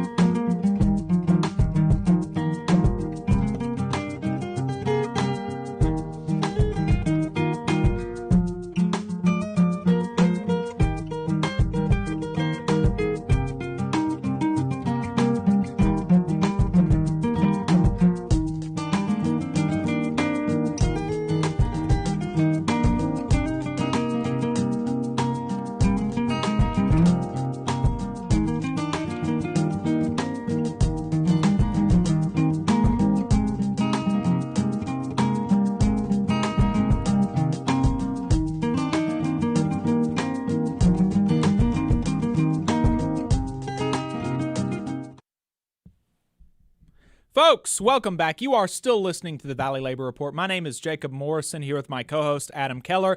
We are now in overtime, the second half of the show. We've got a great show lined up for you today. We're going to be talking to railroad workers about the state of bargaining in the railroad industry. We're also going to be talking to Jason Bailey about how Kentucky voters overwhelmingly rejected vouchers. So really exciting conversations. Also going to be taking your calls. We got up to like 70 people watching. I think we're at 60 people right now, and we only have 40 likes. Whoa, what's going on? If you haven't liked the stream yet, let's go ahead and like the stream, folks. Man, seriously. Like the stream. Elizabeth Duval says, greetings and solidarity from IATSE 13 in Minnesota. Let's talk USPS, says Mark. How's the TA looking now? Any update? We mentioned how it's been extended. January 27th is when the ballots are due back. Some conversation about Advanced Auto Parts being a scam. I don't really use them, so I wouldn't know. Let's see here. We responded to some of the stuff about Amazon in the chat.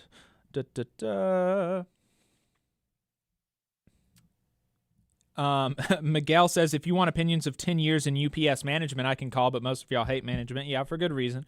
But always enjoy taking calls from people who have different opinions. Dirk says, hey, a mailman here on break from Louisiana. Very cool, very cool. Glad to hear you. Why was LOTO not followed? Overlooked. That's a sad story. Presumably talking about the Alabama woman who was denied leave by Amazon. RDG York guy says, why is Tesla building a brand new plant in Mexico and not America? And GSDF 9873A says cheaper. And yeah, that's basically it. RDG York guy responds, I thought Trump wanted to make America great. But yeah, that's obviously that's kind of not actually his biggest concern there. Jose says, I'm going to call in before I hit the road. Looking forward to hearing your call. And had a few other folks in the chat. Says, let's hear it. Seriously, I'm sure you would have a good conversation talking about the UPS manager guy. So, yeah. There you go. 844-899-TVLR is the phone number. We're going to be going pretty quickly to our guests with Railroad Workers United. So we've only got about 10 minutes for these two calls, so we'll need to make them quick. But we do have a couple of calls, so let's go to them. 317 area code. 317 area code. What's your name? Where are you calling from? What's up, everybody? I'm not going to give my name. I don't want to be retaliated against by my own union, but I'm a Teamster out of the South. First and foremost, Sean O'Brien doesn't represent me. If you hear him on that Tucker Carlson podcast, it's absolutely disgusting. Dog whistling about social conservatism, talking about his workers put out of work. My brothers and sisters, put out of work by the shutting down of the Keystone Pipeline. I mean, it sucks to have brothers and sisters put out of work, but you know what? We'll all be out of work once we're cooked to death from climate change. Okay, climate change is a big deal to Teamsters down here in the South, whether they realize it or not. We have heat deaths every year down here in the South. Okay, the UPS contract, nothing has changed for me. It was a big joke, and labor and left media reported the news coming out of the Marble Palace and reported the news coming from TDU the same way that the local news reports what the police and City Hall say. Okay, no digging in, and that might have to do with like labor media being largely freelance, and that sucks, and I get it. But I mean, do a better job, because there were a lot of us who were not happy with that contract. But do you know what? We didn't get through to the masses of workers that were voting on that contract campaign, because we had everybody from you guys to Bernie Sanders to Greg Kerwood talking about how it was historic. Well, yeah, well, I appreciate your perspective. I mean, and I just disagree. And I think that, frankly, and I think actually when we were talking about the contract, we agreed with some of the concerns about it. I think that I don't know, is it factually correct to say it's historic or whatever, or record breaking? I don't know. We can quibble about adjectives, but there were real wins that I do think that there have been attempts by some to kind of obfuscate or like not. Just not grant when we're trying to have a conversation about what people should or how people should or shouldn't vote. But I mean, frankly, online, I think that the people who were upset about the contract were overrepresented. I mean, that's how it seems to me. I mean, we got a lot of calls from people, and that we got a lot of calls that we accepted and did not stop from calling in, and we cut into clips, and we actually got pushback from people, that were upset with us about how so we got pushback from both sides, people saying, oh, y'all are too friendly to the Teamsters. And then we got people from, from the other side saying, oh, you're platforming cranks. And it's like, look, I think both sides were not correct. But I think that, frankly, if you look at kind of what the conversation was like online, the people who were frustrated with the contract were overrepresented. And I think that, looking back, it's difficult to argue with that on a factual basis. I fundamentally disagree, and I think that's all right, because the loudest voices in the room, Bernie Sanders talking about the contract. I didn't see anything critical from labor notes. Okay. You guys didn't shut down, quote unquote cranks. I mean, I guess, people who care about heat deaths in the South are cranks. But what fundamentally on the ground at UPS, very little has changed, and nothing has changed for part-timers. Okay. I don't want to spend all the time quibbling about the UPS contract, so I'm going to move on from that. The Amazon pickets, they were a complete joke. It was a social media strike. It's the Teamsters floundering to look like they're organizing Amazon. They have not put the resources that they need into Amazon to organize Amazon, because they're not interested in bringing in the rest of the labor movement to help them organize Amazon. You see these shirts Sean O'Brien is walking around with, Teamsters versus everybody. Okay, Sean O'Brien is not interested in the labor movement. Sean O'Brien is interested in the Teamsters, and that is it. And to say that Sean O'Brien is interested in the Teamsters is to say that he is interested in growing the share of dues. Okay, he's not looking to get Amazon a good contract. He's looking to get them the UPS contract. Okay, and that would be an absolute mistake. Okay, UPS walks all over us, especially when it comes to safety. Okay, we bargain away our right to strike. The only way to affect capital. I mean, this over-reliance on legalism, on the NLRB, on contracts, on grievances. The grievance process is where my rights go to die. I have filed hundreds, if not thousands of grievances, definitely thousands over my time at UPS at this point. Okay, your rights are not upheld by the union, by the NLRB, by simply management and the company running out the clock. Okay, the only way to affect capital is to disrupt production. Okay, and if we had the right to go on ULP strikes around safety, my advice to Amazon workers: do not bargain away your right to strike around safety. Don't do it. Don't let a union bureaucrat who thinks that he knows better talk you into that, because you'll have heat deaths and safety deaths the same way that we do at UPS. Okay, moving on from that, and I'll finish up. One of the important things that Greg Kerwood didn't talk about is that there is job insurance that will pay you while you are out of work when you get fired.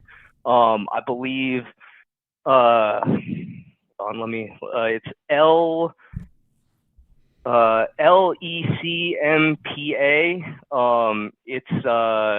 It's job insurance that you can sign up for, run by the rail operators. You definitely want to get that job insurance if you're going to go up against management, because what they do, they'll, just like he said, they'll fire you for dishonesty, they'll hold you out, and they'll make you take a time served suspension to come back. Okay, so you want to fight it, you want to go to panel, and you want to have that job insurance so that they don't siege you into taking that time served suspension. Right. Really appreciate the show. Yeah, appreciate the show, guys. Read Hammer and Hoe by Robin D.G. Kelly for all you radicals in Alabama. Yep. All right. Appreciate the call. 317 area code. Hammer and Hoe, really great book. We've had Robin D.G. Kelly on the show before. Need to get him back on. I don't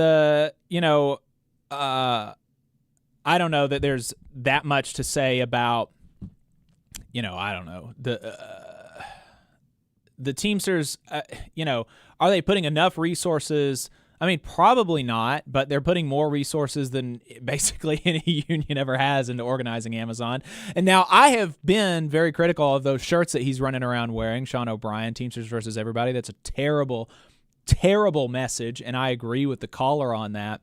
But, also, I saw some of the attempt to say that the strike was just a totally paper strike.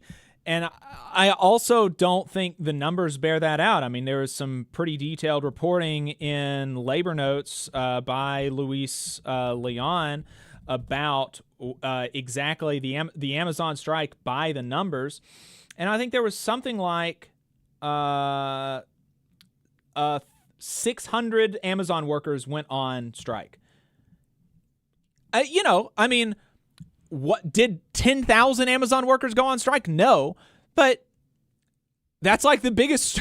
It's like the biggest strike that Amazon has had in the country so far, right? So I don't know. I guess I don't understand really It's important. It is important, I think, to understand actually what happened, but I also don't really understand the inclination to be so critical of what's going on when this is objectively, this is the farthest that unions have come in the organization of Amazon so far. So there are problems for sure, but also I don't think that people like Labor Notes and Jacobin and myself are wrong for celebrating what these hundreds of Amazon workers did and what all of their supporters did in supporting that strike, right? And I do think that the urge to cynicism can be somewhat dangerous. I wanted to get to both of these calls, so I think I know who the next caller is. So if you could keep it short, a couple of minutes, and then we'll go to our guests. 714 area code. 714 area code. What's your name? Where are you calling from? Good morning, Jose Francisco Negrete calling from Southern California. Teamster Local 952, 26-year Teamster, and also from Teamster Mobilize. That caller had made some great points. I'm out here in Southern California. We all know what's happening out here. You know what I mean? It's devastation. It's you see these images, it looks like an atomic bomb when just blew up our city. You know what I mean? It's disheartening. And when I see my general president go on Tucker Carlson and talk about how the Democrats focused on social issues and not economic issues, I wonder what these social issues are. Is it climate? Is it global warming? Is it immigration? Is it the fight for LGBTQ plus people to live their life as they seem fit? What are these social issues he's talking about? You know what I mean? And I think that's what the caller previously was referring to, is like, we cannot. Has Sean O'Brien done some good things? Maybe. I don't think he's genuine. I don't think he truly cares. He was on Hassan Piker's broadcast. I don't know when the episode dropped yesterday, and I heard it. I heard it at around 11 at night when I got home. You know? And it's just, he keeps on railing on the left, but it was the left that went to those Amazon picking lines, because I saw with my own two eyes, and I saw on social media that they were there. They were present. But he keeps attacking the left, and we give him shelter. The left gives him shelter. And I'm glad finally Labor Notes, I might cut off for a second, but Labor Notes were able to finally put a critical piece on his efforts to organize. Be his efforts alone. You know, we're all in this together. It's going to take all of us. When he got on the Tucker Carlson show, first thing he talks about when he goes about Amazon is, oh, I'm going to put Jeff Bezos on his knees. You ain't going to put Jeff Bezos on his knees, dude. That dude has more money than effing God. You know what I mean? He wants to be a trillionaire. So what are you talking about, me? There's no me in this labor movement. You know, it's only we.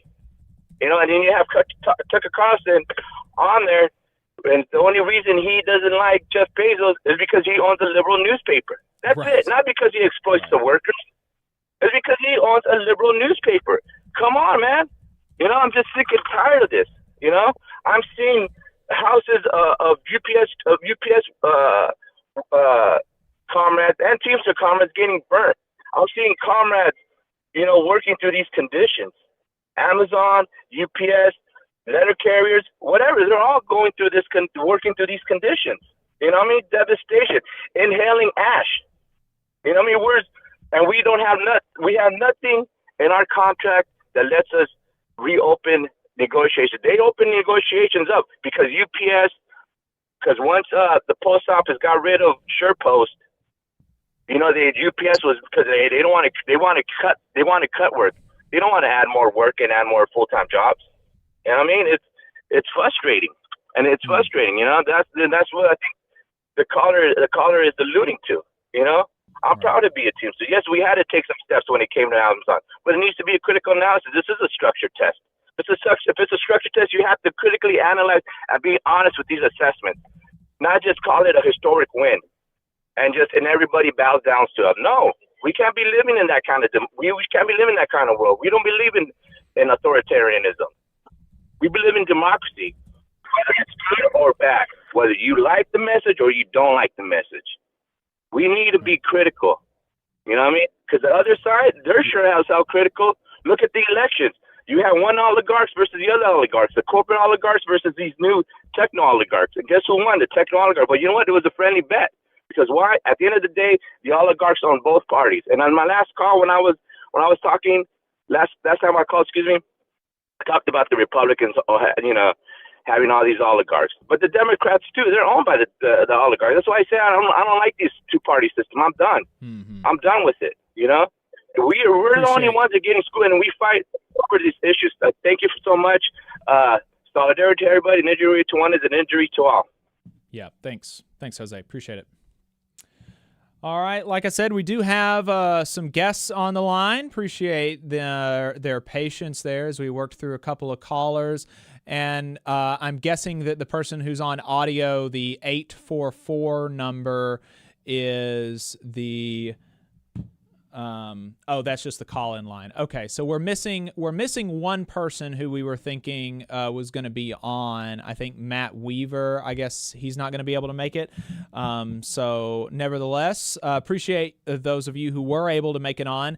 Hugh Sawyer. We've got a group of 3 members of Railroad Workers United. Railroad Workers United is a cross-craft caucus of union railroad workers. Hugh Sawyer began his 37th year at Norfolk Southern this year as a locomotive engineer, member of the Brotherhood of Locomotive Engineers and Trainmen, BLET, an affiliate of the Teamsters, Division 316. Mark Burrows has served as organizer and co-chair for Railroad Workers United and retired at the end of 2015 after being a SMART TD Local 1433 member, still a member. And Ron Kamenko, a railroad retiree, honorary membership in BLET Division number 51. Ron, Mark, Hugh, thank you for taking the time to talk to us today. I appreciate it. Thanks for having us, Jacob. Absolutely. Yep, thanks for having us. Always great to be here, Jake. Great to have y'all. We wanted to talk to you about 2 things, and those, and that's the state of rail bargaining and Donald Trump's appointee to the Federal Railroad Administration. So let's start with the state of rail bargaining, and I'll go to Burrows for this first. Explain to us what is going on. Why are both rail labor and rail management bargaining in such a piecemeal fashion? Well, I can't speak for official rail labor. I can just offer my personal opinions and educated speculation. But with that qualification, I started railroading in 74 and I started paying at 18 and I started paying attention in 79. And I have to say, this is the most convoluted, dysfunctional, negotiating debacle situation I have ever seen. Nothing even comes close. In the last round of national bargaining in 2022, we came fairly close to what has been one of the foundations of Railroad Workers United, of one united bargaining coalition, where there are now 12 different unions, and the carriers have always effortlessly played divide and conquer. But this is just divide and conquer on steroids, exponentially multiplied. It's over the top, and the only trying to give it any rationalization could possibly be that the union leadership just didn't want to even deal with any hedging their bets against a Trump administration. And it is certainly ideal for the carriers. We're now in a situation where just individual agreements on every railroad, terminal by terminal, it's really scandalous from a standpoint of where rail labor needs to go. This is 180 degrees in the opposite direction, and I'll just leave it there for now. And so what is going on, just to kind of make it explicit for people, is that they're like each rail union only represents a certain part of the workforce, right? And so they only represent trainmen, or they only represent engineers, they only represent conductors, or blah blah blah blah blah, right? And so in the past, and you know, during and in the run up to this this round of negotiations, Railroad Workers United was pushing for unity from rail labor to try to, you know, to basically not bargain in this piecemeal way. And so you're having these units that represent some couple hundred, 1,000, 2,000 people negotiating contracts outside of everybody else, and they're just doing it one after another. And so I'm curious, Ron, has RWU been able to analyze these contracts in any sort of systematic way? I know that you're keeping track of like which ones are being negotiated and have they been voted and approved, et cetera, et cetera. But have you been able to analyze like and come to any conclusions about their quality? Like, are these contracts, despite the fact that they're piecemeal, are they good? Are they good contracts? What's the quality of these contracts?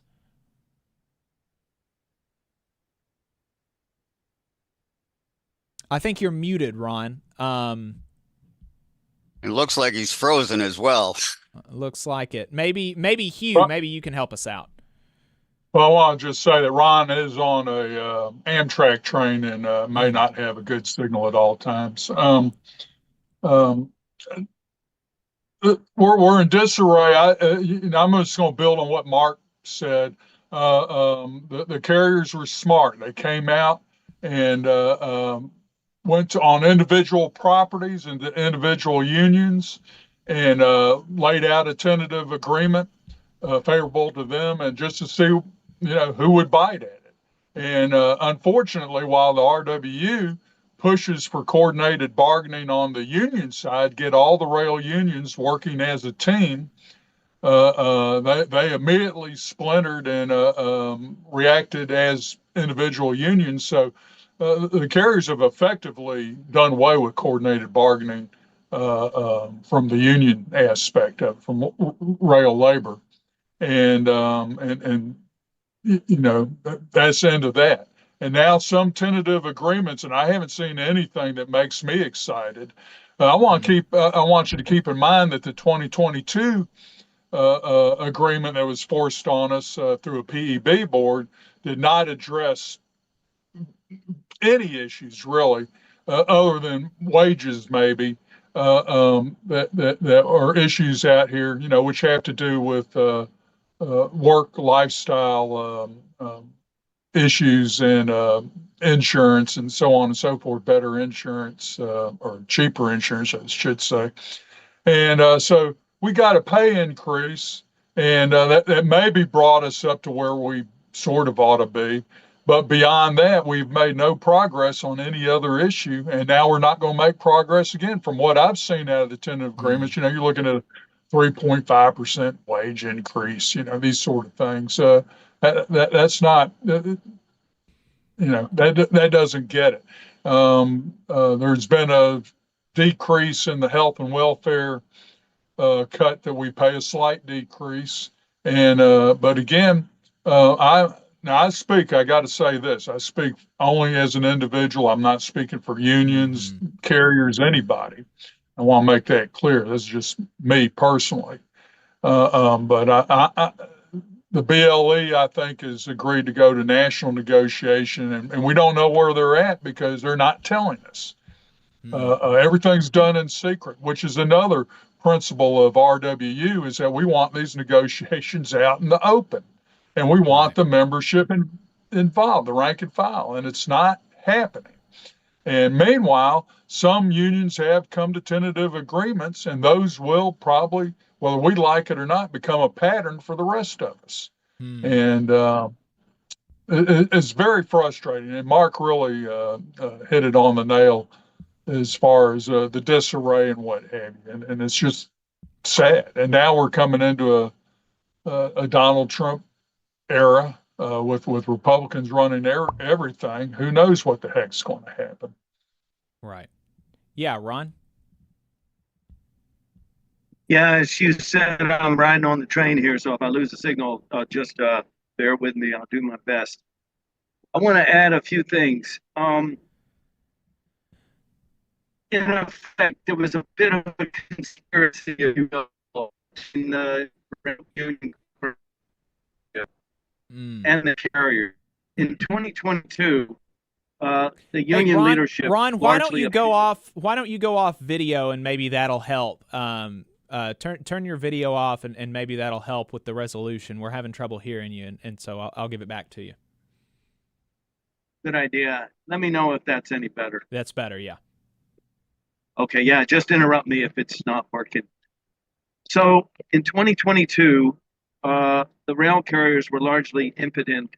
The rail union leadership was pretty impotent and basically submitted to the presidential emergency board recommendations and didn't really lift a finger to do what the rank and file was demanding they do. And this was, we believe, upwards of 90% of the rank and file of all the different craft unions wanted action and were ready to strike to get some kind of paid leave time and a better situation, work and rest.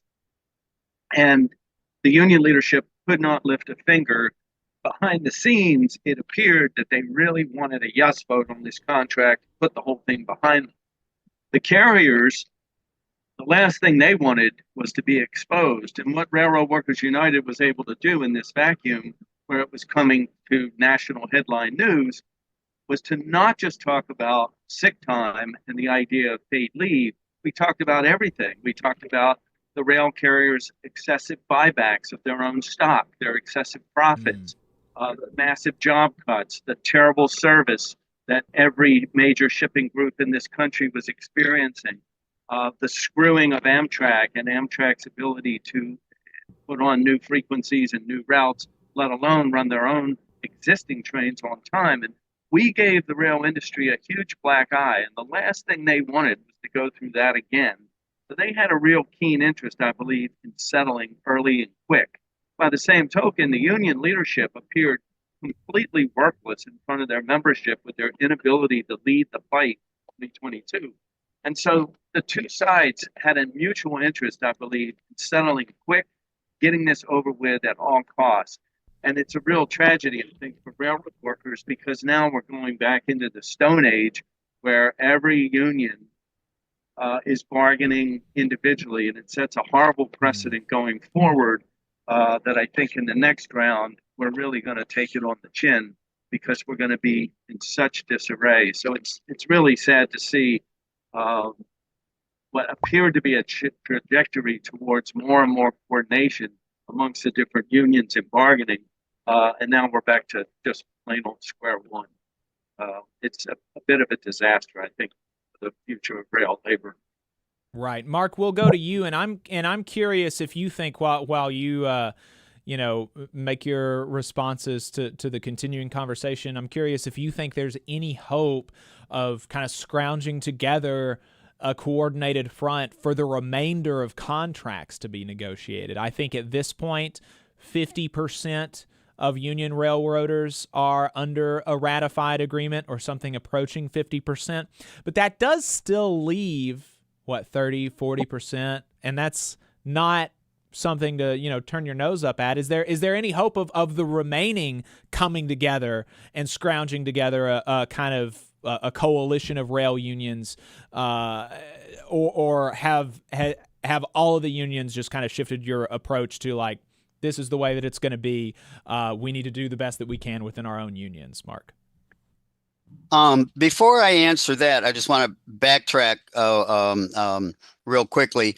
And just for clarification, negotiating union by unions, as you were explaining, and we should have clarified it better. Yes, all the different crafts are, the carmen are in this union, and the maintenance of way track workers are in this union, so It's always been a historical problem, and that's one of the basic reasons for the essence of the existence of Railroad Workers United, to turn that around. So what always happens is one union settles a sweetheart deal, then that becomes the precedent for virtually the rest of the industry. What's different this time is whereas there used to be something resembling a partial national coalition of bargaining, and that is what has now been eviscerated, in addition to what has always been a historical practice of negotiating union by union. So just for clarification there. As to answer your question, I wish and I hope, but right now, I'm not seeing any kind of attempt to organize resistance. Now, maybe it's always possible and not out of the realm of possibility that if some of these, like you mentioned, perhaps about 40% of the workforce has not yet entered into these tentative agreements and or ratified, and maybe once Trump takes over and rail workers see for their own eyes where this is headed, maybe that could spur some resistance. But my personal opinion is, I think one of the reasons we're in the situation we're at, how we've gotten here, is there's been a demoralization. You can't fight City Hall. And then with the kind of leadership from the established unions, just validates and confirms that. And so it would take an enormous amount of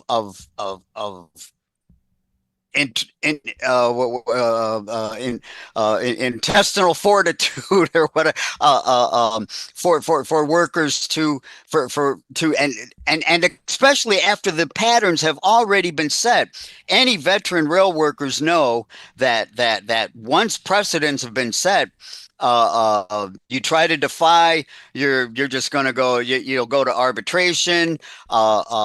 We had a situation recently on the Burlington Northern, or at least a part of it, where the workers rejected the contract. It went to arbitration, and the arbitrator not only imposed the contract, actually made the terms worse as a way of punishing them for rejecting the original tentative agreement. And so whether it's rail workers rarely, if ever, get a good deal in arbitration, much less a presidential emergency board. And so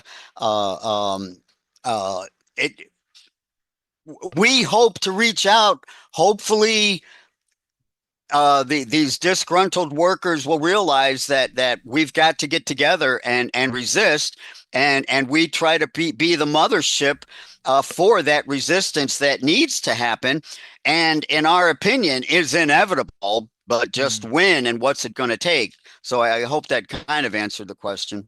Yeah, absolutely. And Hugh, as we wrap up the conversation about the contracts, what would your advice be to unionists who work on the rails and, want to see, their union, and ideally, like Mark said, the rest of the unions to come together and get something better for the remainder of these contract negotiations? Unfortunately, it does seem like we're kind of winding down on this round, and so the focus needs to be on 5 years from now. What can we do to prepare for the next 5 years? So, Hugh, what would your advice be for folks to kind of get the best that they can out of this round, but then also, prepare for the fight 5 years from now? Well, let's address preparing for the fight 5 years from now, because it's really too late on this agreement, in my opinion, or this round. You have 12 different rail unions. Many of them just have a few members, and the Boilermakers, how many people are in that, for instance. So let's shoot for reforming these 12 individual unions into a situation where you have one man, one vote, where the unions are led from the bottom up, and which they're not now, and work on the constitutions and what bylaws to make it where they have to listen and address the rank and file, their own rank and file membership, to ascertain what are the important issues for them. And then they need to commit, the same group of people, as you put them into office, have to commit to certain ideals, one of which would be coordinated bargaining by the rail unions, in which, by the way, they all bargain, because as long as we stand together, we'll get a good agreement for everybody. And but that needs to hold true all the way through the process, including when we go to a PEB board and what have you. And in other words, you don't turn the individual unions loose until never. They all vote on an agreement that benefits everybody. Right. All right. Well, that sounds like great advice to me, Hugh, and I'm sure that if they joined Railroad Workers United, you'd be able to help them out with that. So find Railroad Workers United online and get plugged into them. As we're wrapping up here, I mentioned that Donald Trump had just announced his appointee for the Federal Railroad You got Administration. somebody interfering with your broadcast at the moment. Oh, I'm sorry. Can you hear me now? I can, but there is still something going in the background. Somebody's on this call and has some sort of background going on. I think what happened was the intro music played again on the Zoom end, so I was hearing that as well. But I don't hear it anymore. Hopefully, it's okay. Yep. Yeah. Okay. Good deal. It's Good gone. deal. Sorry, sometimes that happens, and I'm not totally sure why. But so Donald Trump appointed David Fink to be, that's his nominee for the Federal Railroad Administration. As we're rounding out, I guess, Mark, do you have any thoughts on Fink as a potential lead for the FRA? Like, what are you expecting from this guy? Well, the guy was an executive with the Pan American Railways, which was which was formerly the Guilford Railways. It's one of the most prominent short line railroads, and short lines. Short lines end up where the bigger railroads sell off some of their less profitable sections, and then another entity buys them. They try to pass it off as ma and pa starters, but it's usually different gangs of investors. This was partnered up with one of the Mellon heirs that developed Guilford Railroad, and there was actually a big strike back, I think, in the mid '80s, if I'm not mistaken. But so short lines have always been the laboratory. They're subject to much less stringent regulations. There's a whole different bar. You got Class 1 railroads, which are the major, and they have one set of rules and regulations, and then there's Class 2 and Class 3 have a much lower bar, and they've historically been the laboratory where they experiment with work rule changes, and I'm sure the first remote control were experimented on short lines. I worked on a short line back in the mid '80s for a couple of years when I was between my two main jobs, and we were doing engineer only with a roving road conductor driving in the truck back in 1987. So this is an example of, this is what they're going for now. And so this is just an example of short lines have been the laboratory. So it seems to be this pick is in line with generally trumps other picks, which is, you want to destroy public education, then put the person in that position, et cetera, et cetera. I expect, my personal opinion, I haven't seen too much of what he has said his intentions, but one thing that is definitely posed, Buttigieg put. They finally came out with a federal mandate on 2-person crews, which was very weak, had a bazillion loopholes that you could drive a 3-mile train through, but at least it was something, and it was enough that the carriers have challenged it and gone to court over it and everything like that. I'm guessing this new guy could just undo that with the stroke of a pen. Maybe might take a few strokes of a pen and a few shuffles of paper, but I'm quite sure that it's going to go back to self-regulation on steroids. That's just my personal opinion and observation. Gotcha. Ron, you had something you wanted to say? Yeah, my train has stopped at a station, so hopefully if I got a signal now, it'll maintain for the next minute or two. So in Trump's first round, he appointed a man named Ron Batori to the head of the FRA. And Ron Batori was a lifelong CEO of railroads. This guy has been a lifelong CEO of various things, including he was at General Motors, I believe, for a while. And then Fink, as Mark said, was at the Guilford, the Pan Am, formerly Guilford, which took on the unions in a big way, and there was a big strike at Guilford. Interestingly, his father was the CEO of Guilford at that time. So it's a bit of a dynasty here with a father-son kind of running the railroad. That always kind of strikes me the wrong way and makes me fairly cynical when you have that kind of a situation. But we don't know enough about this gentleman to really make a hard and fast opinion. But like Mark says, I think we can expect the worst. Like his predecessor under Trump, Ron Batori, he is a railroad CEO type. He will talk about safety, as all CEOs in rail do. But really what that means is behavior-based safety, blaming workers why there's accidents, injuries, and fatalities, and not alleviating hazards. Ron Batori, his predecessor, said there's no evidence to show that single-person crews, or for that matter, 0 Batori said nothing about the excessively long and heavy trains. He doesn't believe that they're any more dangerous or inefficient than shorter trains. Ron Batori during the pandemic every way to defer, or rather abridge, numerous safety rules, knew that waiver every 90 days religiously for the carriers, anytime their carriers basically would request anything. So it's just speculation, but the similarities are there. We, this individual, will behave in a very similar manner, particularly carry water for the Class 1s, the American Association of Railroads, and the Short Line Association, and all of the industry mouthpieces. It's unfortunate. It's not going to be a very good next 4 years for rail labor under the FRA. Right.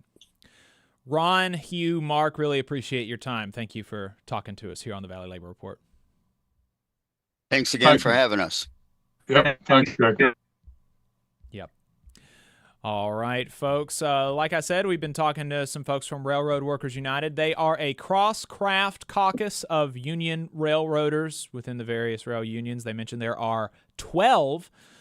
So if you want more information on them, you can find them online. Google Railroad Workers United. We're going to be talking here momentarily to Jason Bailey. He is the executive director for Kentucky Policy, the Kentucky Center for Economic Policy.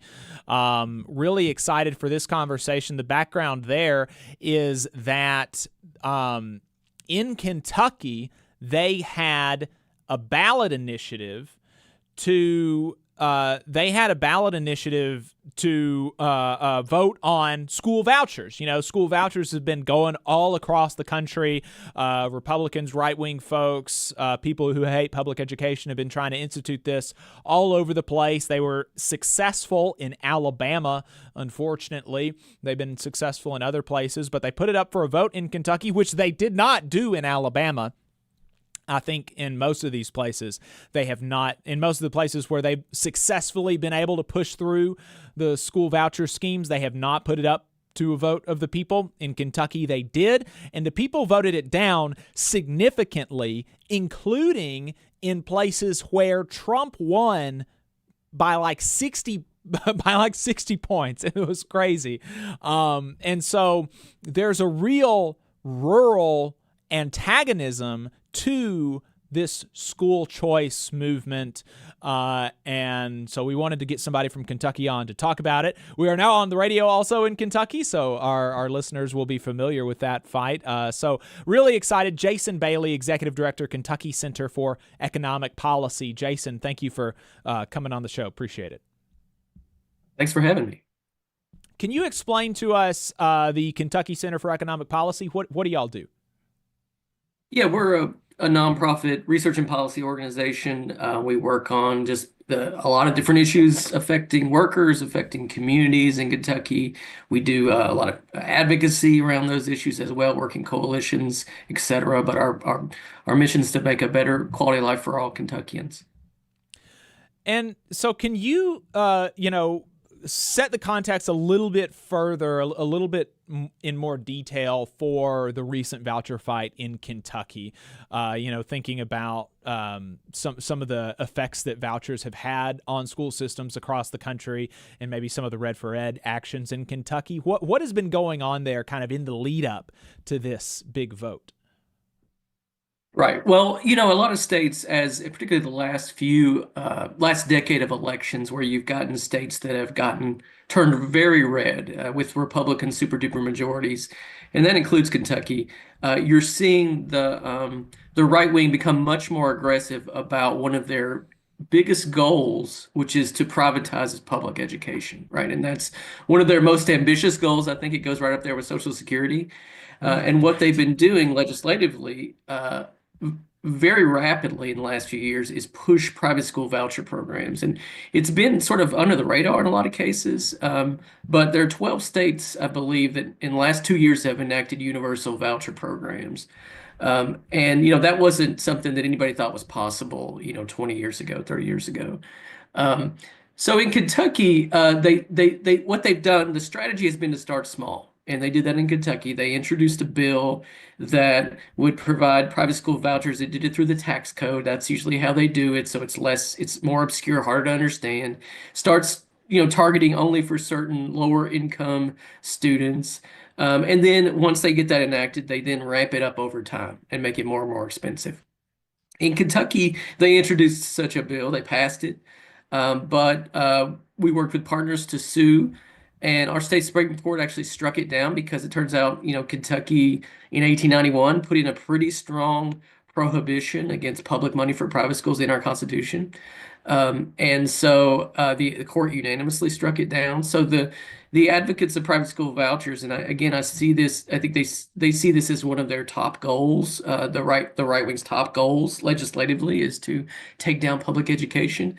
They weren't going to be done with that battle in a state with huge Republican super duper majorities. So they put it on the ballot for November 2024. And the proposal would not only allow a blank check to the legislature for any amount of spending on private school vouchers, but it would overturn completely the constitutional commitment to an adequately and equitably funded public school system. So it was a tremendous threat.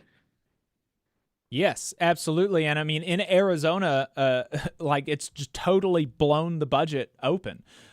Here in Alabama, where they have been successful, we're looking at something like $100 million taken from the Education Trust Fund with the income eligibility cap still in place. And they are, and the law that passed in Alabama is one that automatically completely removes the income eligibility cap. So it's a universal school voucher thing. The universality will start in 26 or 27, and I'm seriously concerned about what that's going to do to the Education Trust Fund. But, so can you talk about a little bit about the campaign in Kentucky, the coalition, like who was involved and how were you able to bring together such a, diverse and strong and majoritarian coalition? I mean, like you said, like I said, this failed in counties that Trump won by like 60 points. So this was not, this was not just union people. This was not just minorities. This was not just progressive and libs and, folks like that. This was like all of Kentucky. How did that happen? Right. Well, we were very deliberate in our strategy. We knew we had to win in rural areas because in Kentucky, Lexington and Louisville, our two largest cities, they make up about 25% of the electorate. So, the rural counties can carry the vote on pretty much anything. We knew also, just looking at the data, that most rural counties have no private schools at all. And they're also very dependent on state dollars for their public school systems. There's less local property wealth for them to generate local school taxes, so they have to have that state money. So we knew there was a tremendous amount of self-interest. However, many of their representatives had voted yes to put it on the ballot. So we had to build a deliberate strategy that was rural and urban. We deliberately also made our campaign nonpartisan. Our Democratic governor also advocated against the amendment, but he was not our spokesperson. We were very clear about that this was about Kentuckians. We recruited and trained. We also, because of this issue around the rural-urban divide, we also made it a local issue as much as possible. So one of the things we did was create local data about the potential impact of a Florida or an Arizona scale private school voucher program, what that would mean for your schools in your county, and how many private schools you even have. And we had a very clear message that not that private school vouchers would benefit Kentuckians at all, but that it would take money away from the public schools that serve 90% of Kentucky children, divert those dollars to unaccountable private schools that serve the few. That was our message. Very simple, very clear. And we went around the state and we had press conferences and events, and we recruited and trained local messengers, primarily from three groups: teachers, and we worked very closely with the Kentucky Education Association. They were at the centerpiece of this campaign in leading this campaign. Teachers, students. We had a student group called Kentucky Student Voice team that did a bus tour with students that really had students speaking in all those press conferences, bringing that directly affected voice, and then parents.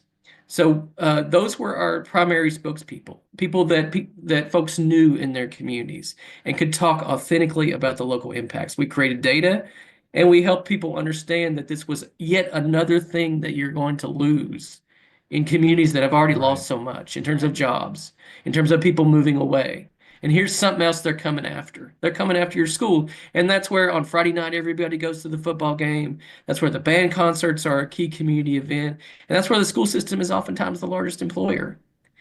So that was our strategy, and it worked. We won in every single one of our 120 counties. And as you say, we won in counties that Trump won overwhelmingly. We also won overwhelmingly. It wasn't even close, and I think the other side was surprised by the 30-point margin by which we won. You won every single county. I mean, that's astounding. You don't even, Alabama, a very, very kind of pro-Trump state. Trump did not win every county, and there were some counties that he lost overwhelmingly, right? Being able to sweep like that is just fascinating. Fascinating ability to cohere a strong majoritarian coalition.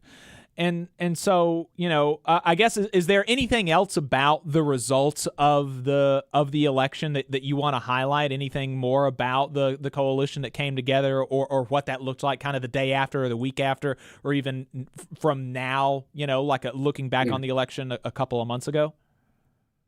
Yeah, I mean, we also had a big coalition that, we had about 140 organizations involved at different levels. So that included education groups, that included, civil rights, racial justice organizations, it included folks concerned about disabilities. There are just so many people affected by and in need of a strong public school system. We built a very broad coalition, and a lot of those folks did a lot of work.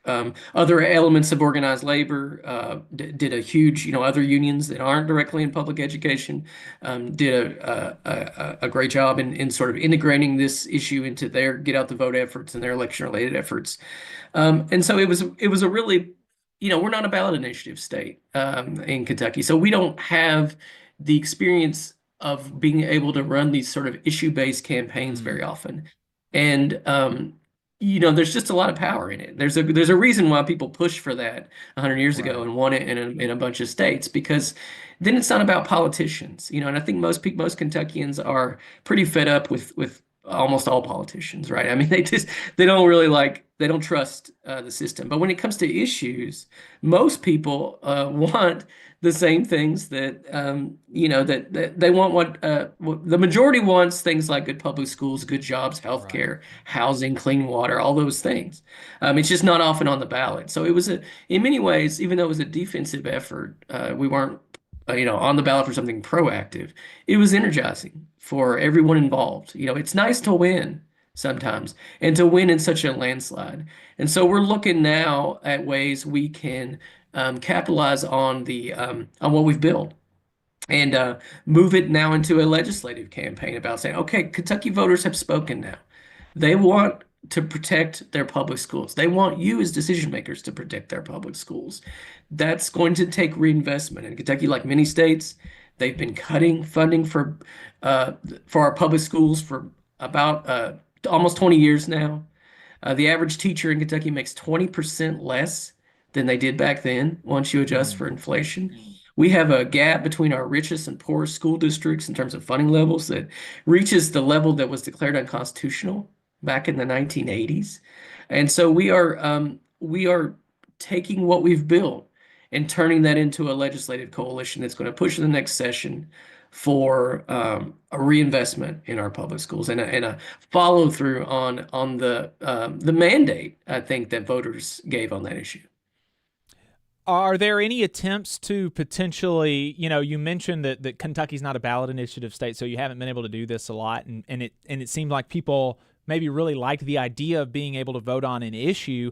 Are there any talks about a ballot initiative, like trying to get ballot initiatives being something that Kentuckians can regularly engage in? Because Alabama, also not a ballot initiative state. And when I look at states that have been able to do this, it really is a bright spot when you see elections going, the way that I wouldn't want them to go, voting for people that I wouldn't vote for, and still in the same ballot, legalizing marijuana, raising the minimum wage, passing mandatory paid leave, stronger union protections. I mean, the list goes on, and it's pretty clear kind of what type of policies the public supports.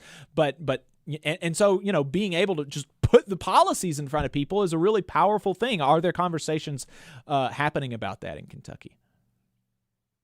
Well, it would require that the legislature go along with that. And I think they want to keep the issues like this off the ballot, right? They also they also put abortion on the ballot 2 years ago. They tried to make a permanent ban on abortion in Kentucky, and they lost that too. So I think they're probably going to give up on the ballot, on anything. And in terms of the constitutional amendments, that's the only thing they can do.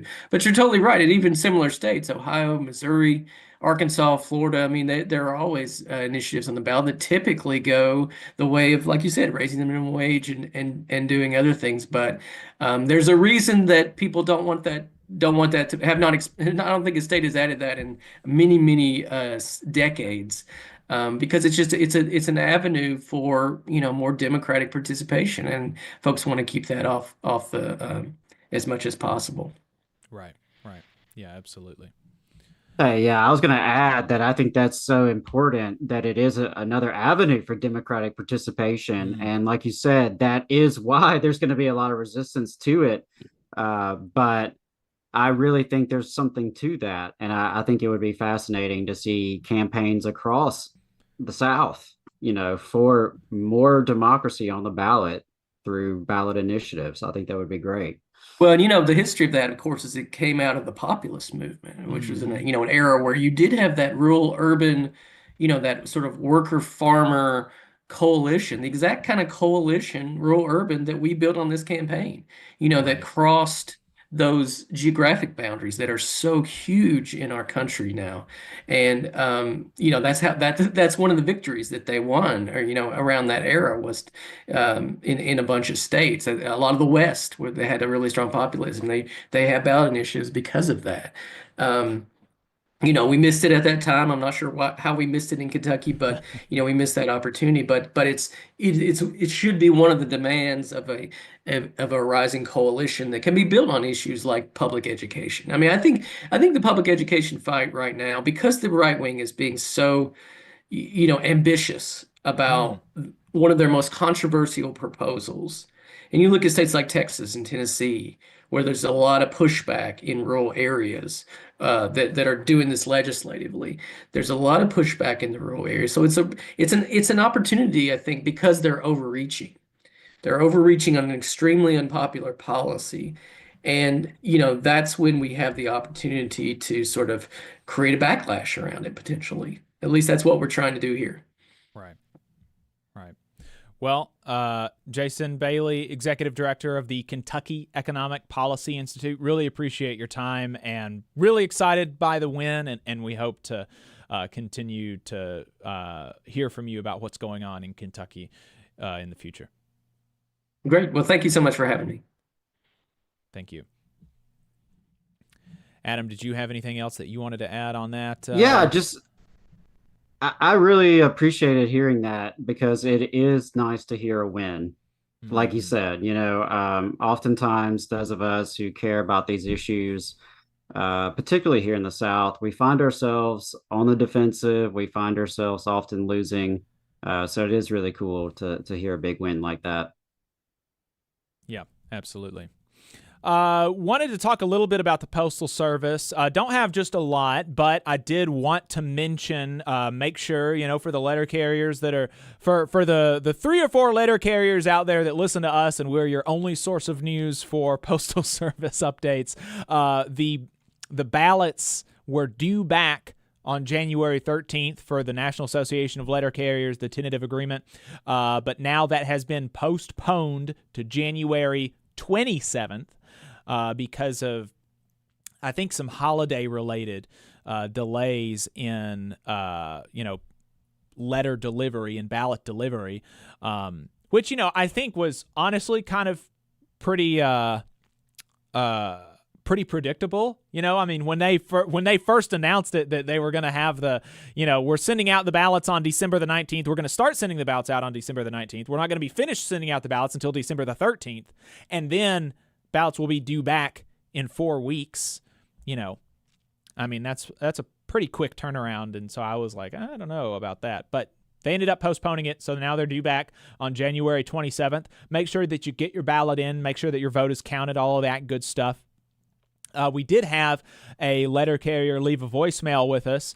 If you want to call in and give us your thoughts about how things are developing, you can do that. You can give us a call, 844-899-TVLR, 844-899-8857.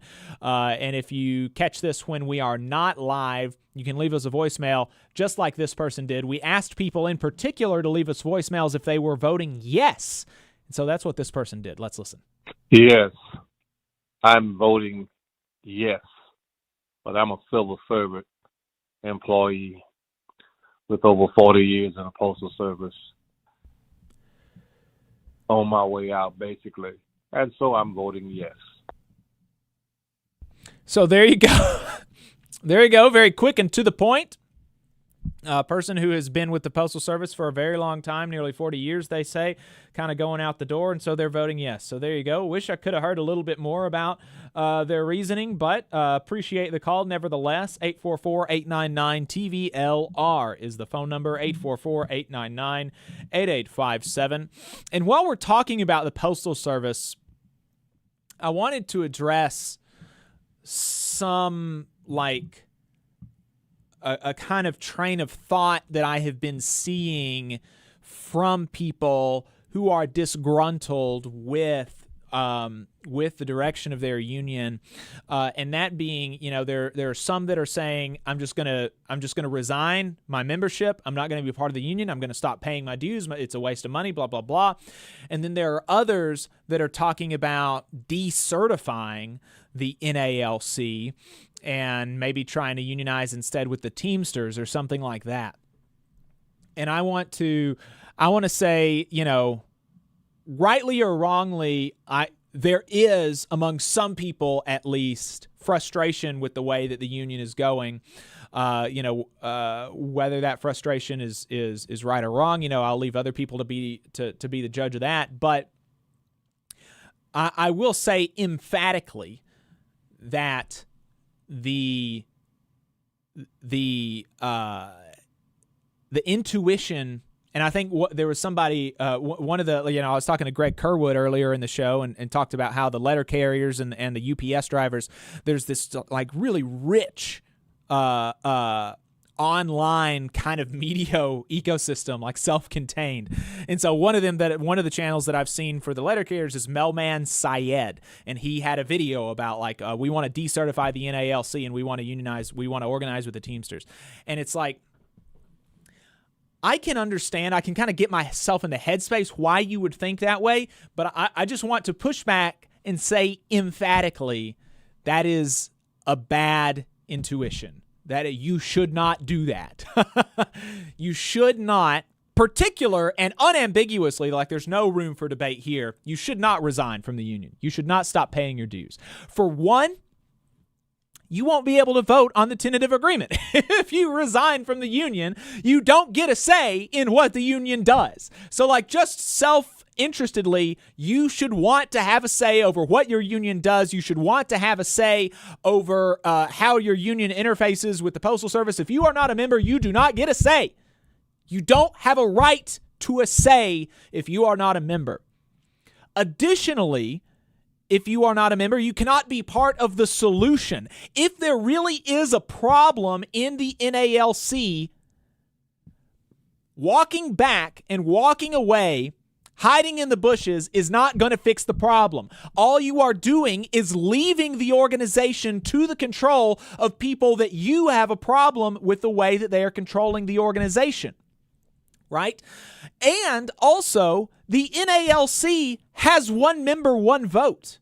The only reason that the Teamsters look interesting to some letter carriers as an option right now, as a result of, is the result of the Teamsters for a Democratic Union, the election of Sean O'Brien, the more militant posture. I know that there are some people that say it's just a posture, but nevertheless, that is kind of the public perception of the Teamsters right now. The only reason that there's an interest there is because of rank and file organizing to reform the union and make it more militant and democratic for the past decades, several decades, right?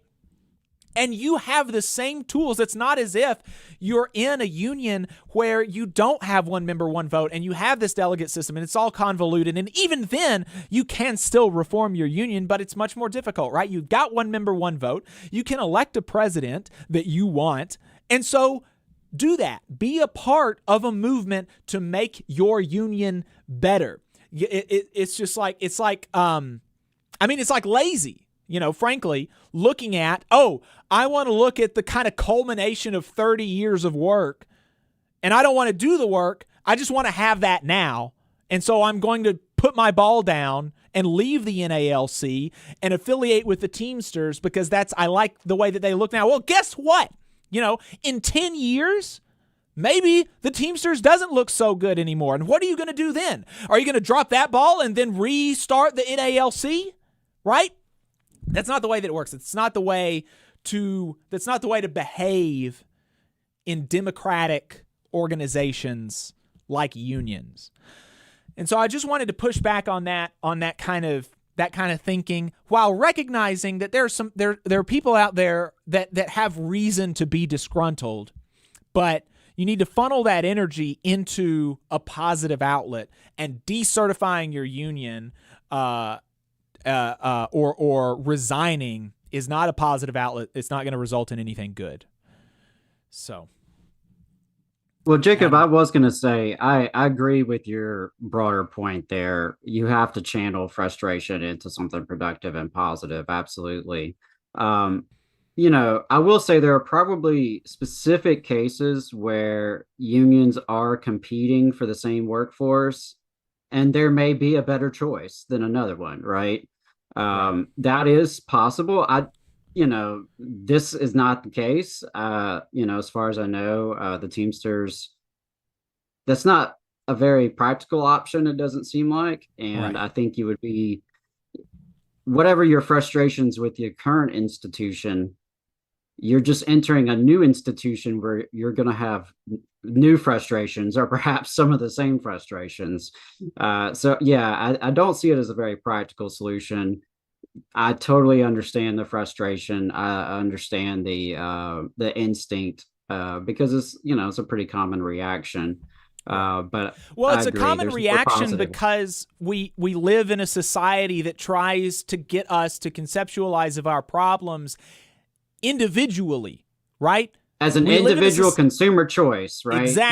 Exactly. If you don't like Pepsi, go get Coke or go get root beer. If you don't like the NALC, go just pick up the Teamsters. As an individually make the choice to be a part of a better organization instead of jumping in and getting your hands dirty and doing the work of building a better organization. Right. Yeah, but I just wanted to add that caveat that there are probably some cases where maybe you do need to ditch one union for another one. I see where that could be possible, but it's not the standard, right? It's not. So I appreciate you bringing that out because, there are a lot of hard feelings right now, both about the TA, about the leadership, and the general direction of the union, and also amid the decline in working conditions and just the overall toughness of the job, right? And so I can see how all that factors together to build that kind of frustration, but you're exactly right. The best way to do that is to channel that into collective organizing and collective action with your siblings on the job. Right. We have a caller on the line, caller from a 715 area code. What's your name? Where are you calling from? And my name's Harley. I'm from the Midwest. Harley from the Midwest. What's on your mind? Yeah, you got me thinking when you mentioned Mailman Saeed. I do listen to his content and talk with him a few times too. And I remember coming across that video where you mentioned he wants to just lead the union or reorganize it. And I thought that was kind of funny too. I remember one time I was looking into like how to not pay my dues anymore and leave because I was frustrated at one time too. And I remember calling them and saying, "Hey, how do I not pay dues and get out?" And they're like, "Well, why would you want to do that?" They were like retaliating against me a little bit. And they're like, "Well, management could just own your routes, and then you got to abide by their rules." Right. So I don't recommend that path at all. Just interesting you mentioned that.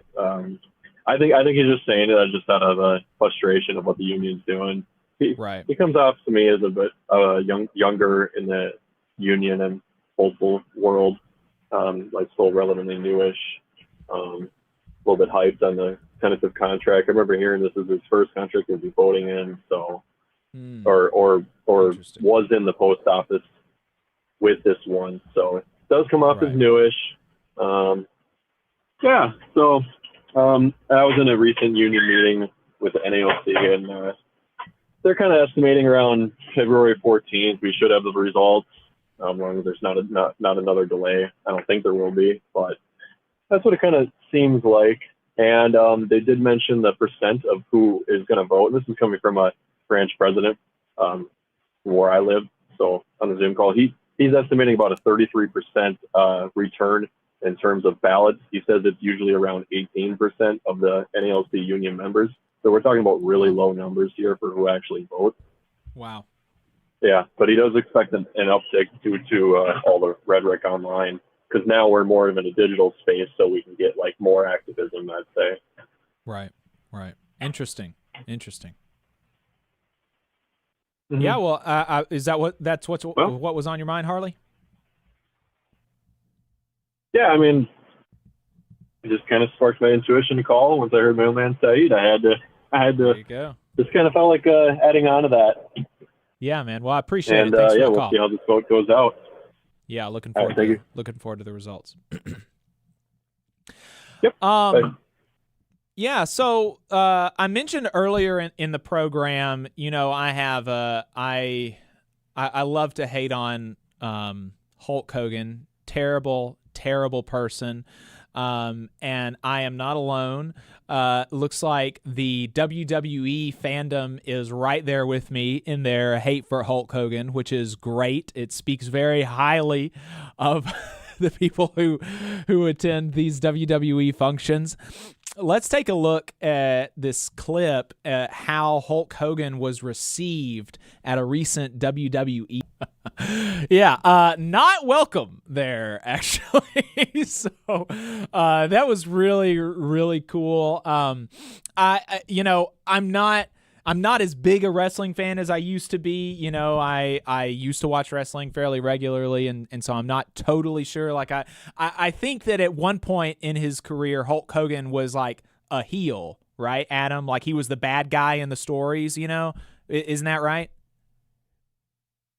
Or was he always the good guy? Well, he had his heel turn with WCW when he was part of the New World Order, the NWO. Okay, yeah, interesting. that was the big hook, right? Was Hulk Hogan, in the 80s and into the mid 90s, they did this whole Hulkamania thing and made him out to be a real American hero, vanquishing America's foes and standing like up the for Iron truth Sheik. and justice.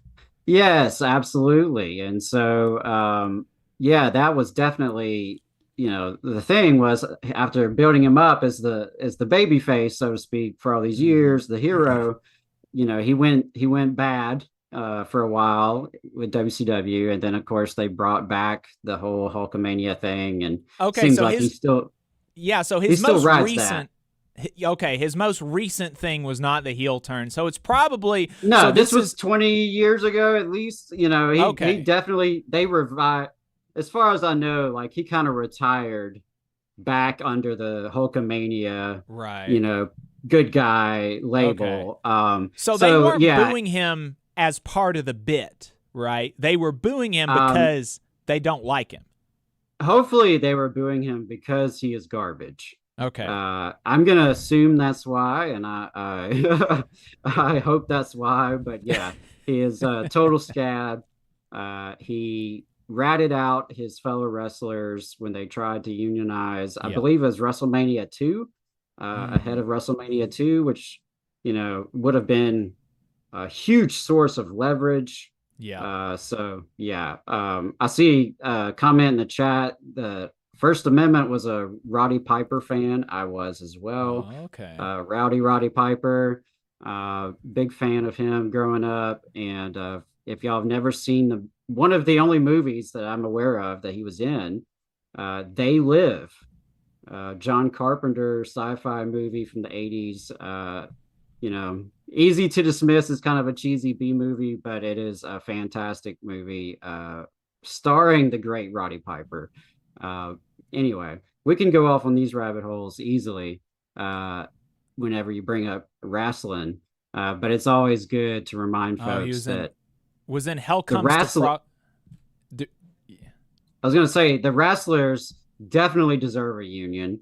Yes. They are independent contractors. They are not employees of WWE. Yeah. That is wild, totally wild. And this billion-dollar industry and Vince McMahon becoming a billionaire has been built off the backs of these wrestlers and their labor, and in many cases, like giving their bodies and lives to this profession. And so, it's fun to joke about and laugh about. It's all silly, but these are human beings who have been exploited in a major, major way. And, the biggest mark in the business is the wrestlers, because they're the ones being taken advantage of and making all the money. Let's play this clip from Ventura where he talks about what Hulk did to him and to, like you said, I mean, the rest of the wrestlers. Ultimately, Jesse Ventura and Hulk Hogan, both of them, like, they're doing fine, right? But there's dozens, hundreds of people who are, who are chewed up and spit out, basically, for the entertainment of people. And they're not respected in the same way that many other professional athletes are. Let's play this from Ventura. As far as Hogan goes, it doesn't surprise me, because when I was in wrestling in the 80s, I tried to unionize wrestling, and it was Hulk Hogan who cut my legs out from under me. Hulk Hogan went to Vince McMahon, ratted me out, and subsequently later on cost me my job. So it doesn't surprise me to see Hogan with the Republicans, because Hogan's as anti-union as you can get. There still is not a union in professional wrestling. The reason I tried to do it, I was in an elevator and ran into Gene Upshaw, the great tackle guard from the Oakland Raiders. And Big Gene raised his finger up and looked at me and says, you boys need to form a union. I tried to do it, and it was Hulk Hogan who ratted me out to Vince McMahon, and subsequently I was fired and lost my job. Yeah, so there you go. And like he said, it's still the case to this day. And professional athletes in other leagues, like the NBA, the NFL, the NHL, they take where professional athletes are unionized, they are able to bring in approximately like 50% of the revenue that the sports generate. In non-union professional athletics like the WWE or the UFC, they only bring in like 20%, right? And so, on top of that, they don't have the healthcare and they don't have the pension and all this other stuff that the other professional athletes do. But just, that one statistic there really should show you how much these folks are getting screwed. And Hulk Hogan helped them do that. And so, I think that probably a lot of the antagonism at the place was due in part to just kind of the raw politics of it. But the politics come from a place, right? Hulk Hogan wasn't like a big Trump guy just for no reason. It's because he's a conservative millionaire, kind of, and that's how he perceives himself. And, so that's where his endorsement of Trump came from. It came from this anti-union, conservative, individualistic mindset that he has. I'll step on other people to get to the top. Right. And there's always going to be those kind of people we have to deal with as we navigate our lives in the workforce. The company man, right, who is willing to snitch out other people, rat on other people in order to get their own foot in the door or leg up, and you're right. There are people who are willing to step on other folks to get to the top. But thankfully, I don't think that's most people.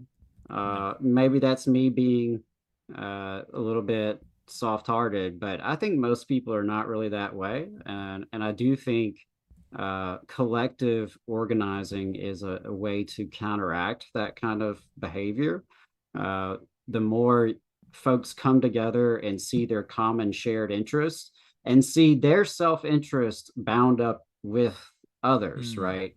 And can see how their own personal situation will benefit.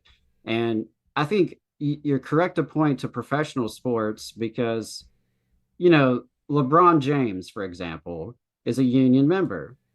And we often hear that unions, you can't get ahead if you're in the union. Hard work isn't honored. Talent isn't recognized. Well, LeBron James, whatever you think of him, has been one of the greatest basketball talents in the last several decades, and his contracts reflect that. Right. He still makes more money than someone riding the bench who never gets, a minute of playing time. So clearly, even in a union environment, they have structured their collective bargaining in a way that, the more talented, the ones who bring, more value, quote unquote, which is all subjective, of course, but, there's room, there's that flexibility. So I think that's something that's also really frustrating about the whole Hulk Hogan situation. It's not as if you couldn't have been rich under a unionized environment, right? To your point, the wrestlers would have brought home more of the revenue being generated. There's a bigger pie to be distributed.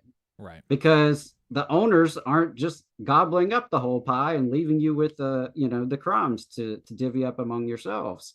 So yeah, that's very frustrating. The wrestlers need a union. I do want to take this opportunity to plug an article from Jacobin all the way back in 2014. It's over a decade old now, but it's called Money in the Bank by Dan O'Sullivan. It's the story of pro wrestling in the 20th century as the story of American capitalism. And it's a very interesting dive into some of the early roots of wrestling and how it's always been, a very cartel kind of operation and relied on this hyper exploitation of the talent. And I guess my final observation is that even if you think, well, this isn't really sports, maybe you shouldn't compare it to the NBA. Actors have unions. Right. Yeah. Actors Equity is a member of the AFL-CIO and right, SAG-AFTRA. So look, whether you want to classify them more as the actor or more as an athlete, either way, they deserve a union, as all workers do, because it's their labor that creates the value. Right. So I think it's interesting, and I think that we need Jesse Ventura on the Valley Labor Report. As someone who grew up watching wrestling, I think it would be fun to have more of these conversations about the intersection of labor and politics with this phenomenon of professional wrestling. Yeah, somebody mentioned in the chat that Hulk Hogan has a beer. It probably tastes terrible. He came to Huntsville to hawk his wares, and I think me and Adam were about this close from going to one of these events where he's giving out his beer just for the opportunity to call him a scab to his face, but ultimately we had to work. So Right. Yeah, I mean, that's the thing. It was like I really, really wanted to do it, but I wasn't gonna take off work to go call him a scab to his face and waste half a tank of gas. Yeah. If it had been more convenient, absolutely. But Hulk is not worth my effort or my gas. There you go. He's trash. So. All right, folks. Well, we're going to keep going. We do need to take a break really quick, but we're going to do a double overtime today since it's been so long since we have been live. So we'll take some more calls if there are any more calls to be taken. 844-899-TVLR. We'll be talking to Chris Townsend about why Jimmy Carter was a bad president. Stay tuned.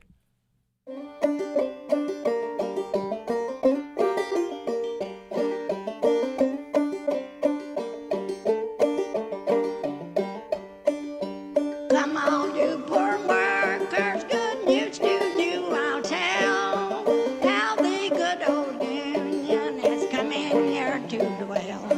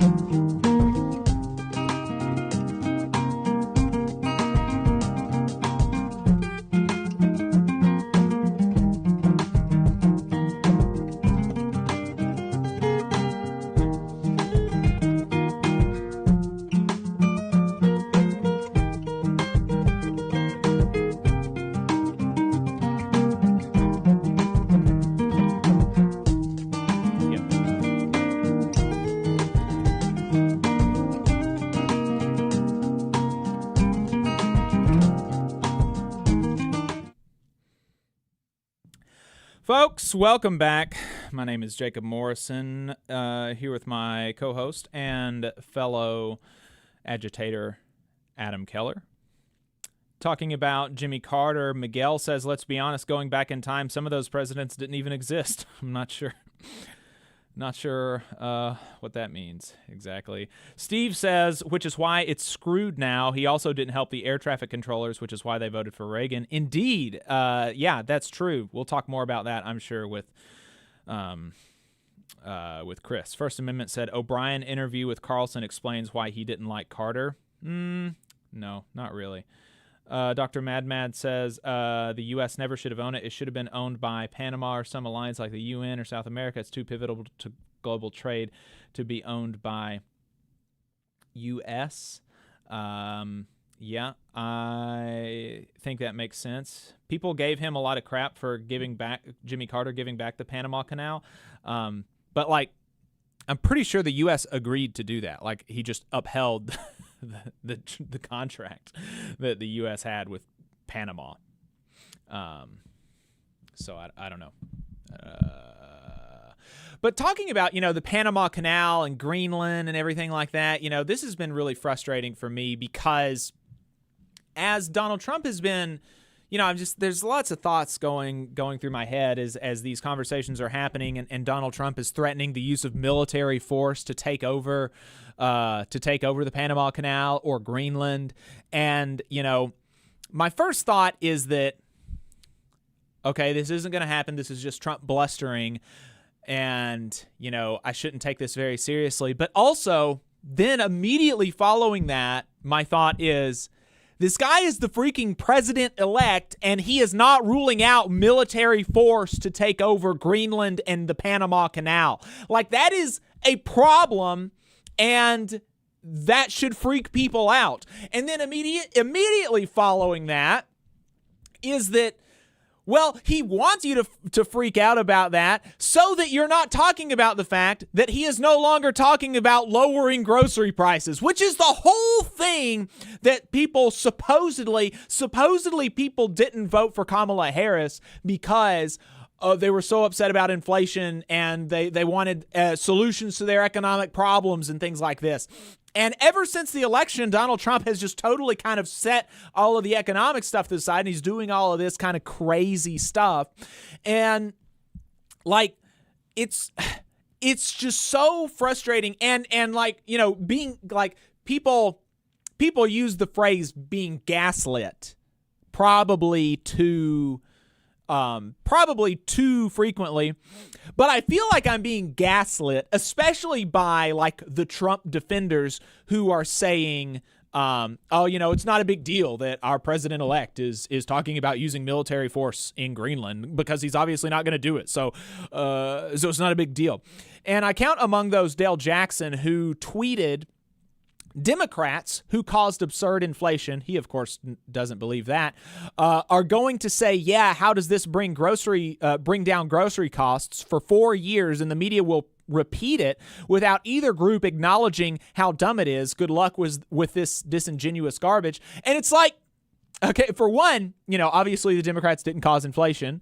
Inflation was a global phenomenon, and actually the United States had less inflation than peer countries. And then saying that it's disingenuous to point out the fact that Donald Trump is not lowering grocery prices or even proposing solutions to lower grocery prices, and is instead kicking up controversies with allies. Like, that's not disingenuous. That's real. That's a real problem that we have. And it's not crazy to call that out. To say, look at the president either seriously threatening military force, in which this is like 5-alarm fire, code red kind of situation, or just being adult and, saying disingenuous stuff and trying to lead people around on an engagement circus while not addressing the things that ostensibly he was elected to do. Right? I mean, that's not crazy. That's not crazy. That's not crazy to be frustrated with that. And it does feel like people are trying to gaslight me by pretending, oh, this is just disingenuous garbage, and it's totally, completely fine what's happening, and it's completely normal, and why would you have a problem with this? In either scenario, why would you have a problem if he is actually threatening military force, or why would you have a problem if this is just something to fake you out, to try to distract you from the fact that he is not, that he's not actually doing anything to materially improve people's lives? It's really crazy. It's really crazy. And we're just supposed to accept it. Like nothing's weird about that. There's another quick story that I wanted to hit before we go to Chris Townsend.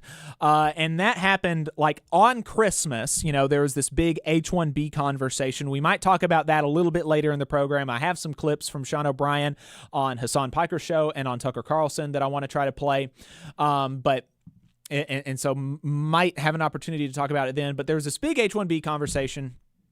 Won't have time to dive deep into that now. But as part of that broader conversation, Joel Berry, managing editor at the Babylon Bee, ostensibly a comedian, right, tweeted this out about, you know, basically, I think, kind of siding with the Elon and Vivek side, the pro H-1B side, and saying that, you know, basically, you know, agreeing with Vivek that our culture is like mediocre and stuff like that. It's very funny.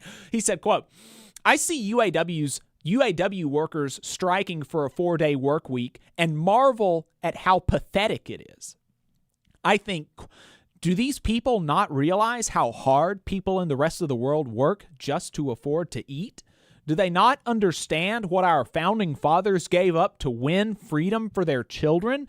Do they not realize that this paradise we've built in the West came at a cost, and that it comes attached to profound responsibilities? Do you really think the American dream is owed to you with no competition from anyone else? Like it or not, the future belongs to those willing to endure a little bit of hardship." He continues, "Victim culture is pathetic, it's anti-American, and every culture that succumbs to it ruins itself. Don't fall prey to voices on the right or left who prey on racial resentment and self-victimization. It's the spirit of Cain, and it will destroy your culture and your soul." And so presumably then, he's talking about we have profound responsibilities to sacrifice our bodies at the altar of mammon. That's the only thing that you can glean from this, right? Because when UAW workers struck for a 4-day work week, in part, that was one of the reasons that they struck, it was not so that they could just not work, right? I mean, what does he imagine they do during these 4-day work weeks? They work, and they work hard, right?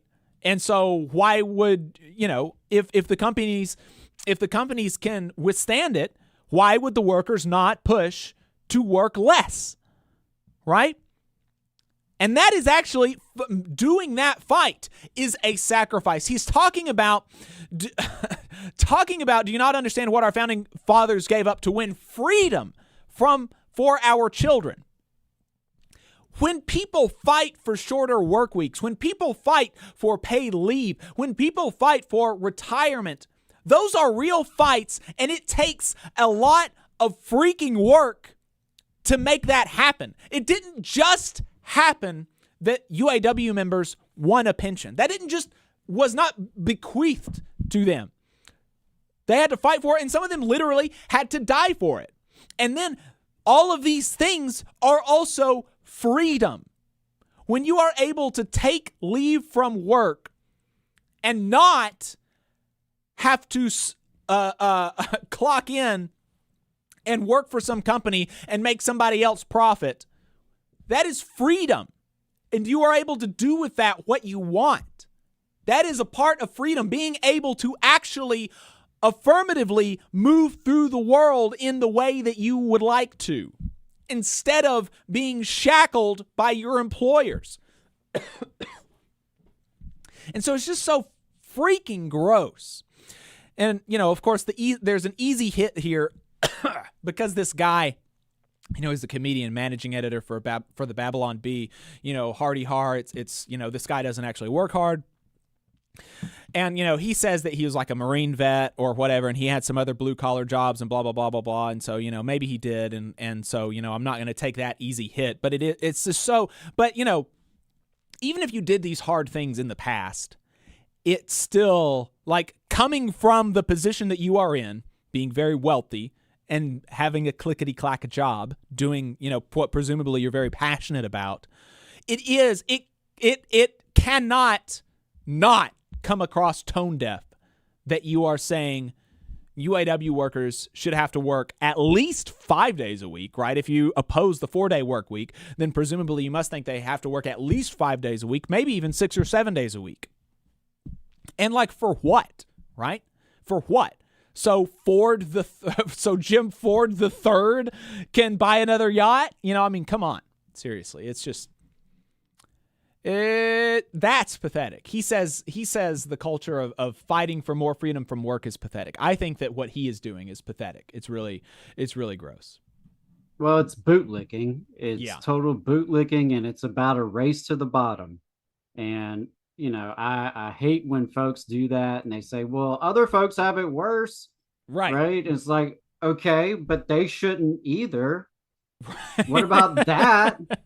Maybe other folks shouldn't have to be working in sweatshops and living in slums. Like, I don't want that either. Okay. What if we all lived in dignity? Imagine that. Exactly. But I get, I agree. I know we're waiting on Chris, so I don't want to go down the rabbit hole too deeply, but very pathetic indeed. Scott in the chat says, I don't understand what freedom are you talking about if you are forced to work 40, 50, 60 hours a week. Indeed. Miguel says, good companies are out there with great pensions, matching 401k, good retirement, health care, all that, and they don't need a union to treat their employees well. It's just good business practices. I would challenge you to show me a company that has a pension plan that doesn't have a union, that still has a pension plan and their employees are not unionized. They are not common. I don't even know if they exist at all anymore, frankly. But also all of those other things, to the extent that they exist. And sometimes, I'm not going to sit here and pretend that every non-union job is bad. But generally speaking, it's just a fact. It's just a fact that union jobs are better. Union workers get paid more money. Union workers are more likely to have health care. Union workers are more likely to have a pension, more likely to have a 401k, more likely to have leave from their job, have safer working conditions. Union mines have like a 80% less fatality rate than non-union mines, right, in the United States. And so,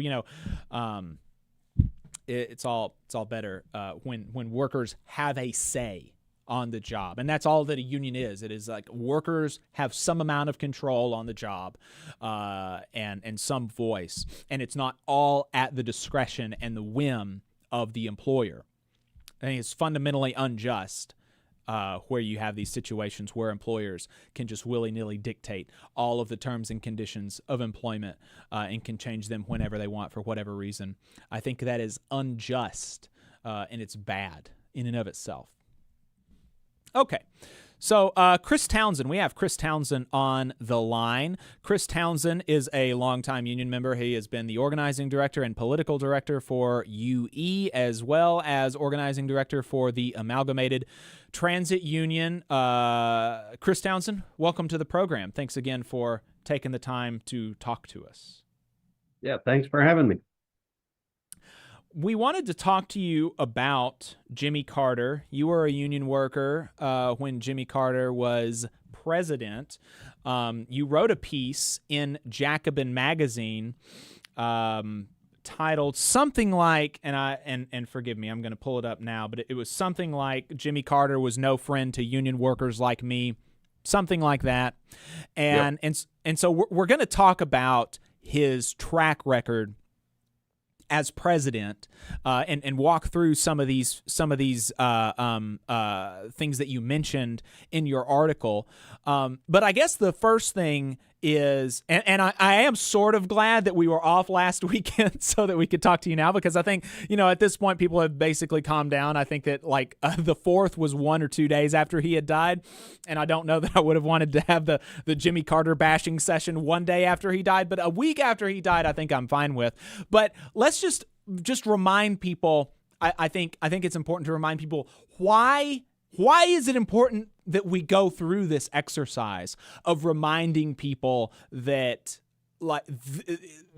he was bad. He was really bad. He wasn't just the really nice guy who built houses for poor people. He wasn't even just the guy who was going around on Democracy Now! Talking about how Israel is an apartheid state in 2002, which was, honorable. And all of his post-presidential record really was kind of trying to, it seems like, doing work to kind of undo some of the bad stuff that he did while he was president. So why is it important that we don't just remember him as the nice old man who built houses, which he was, right? That was part of Jimmy Carter. But why can't we only remember that part?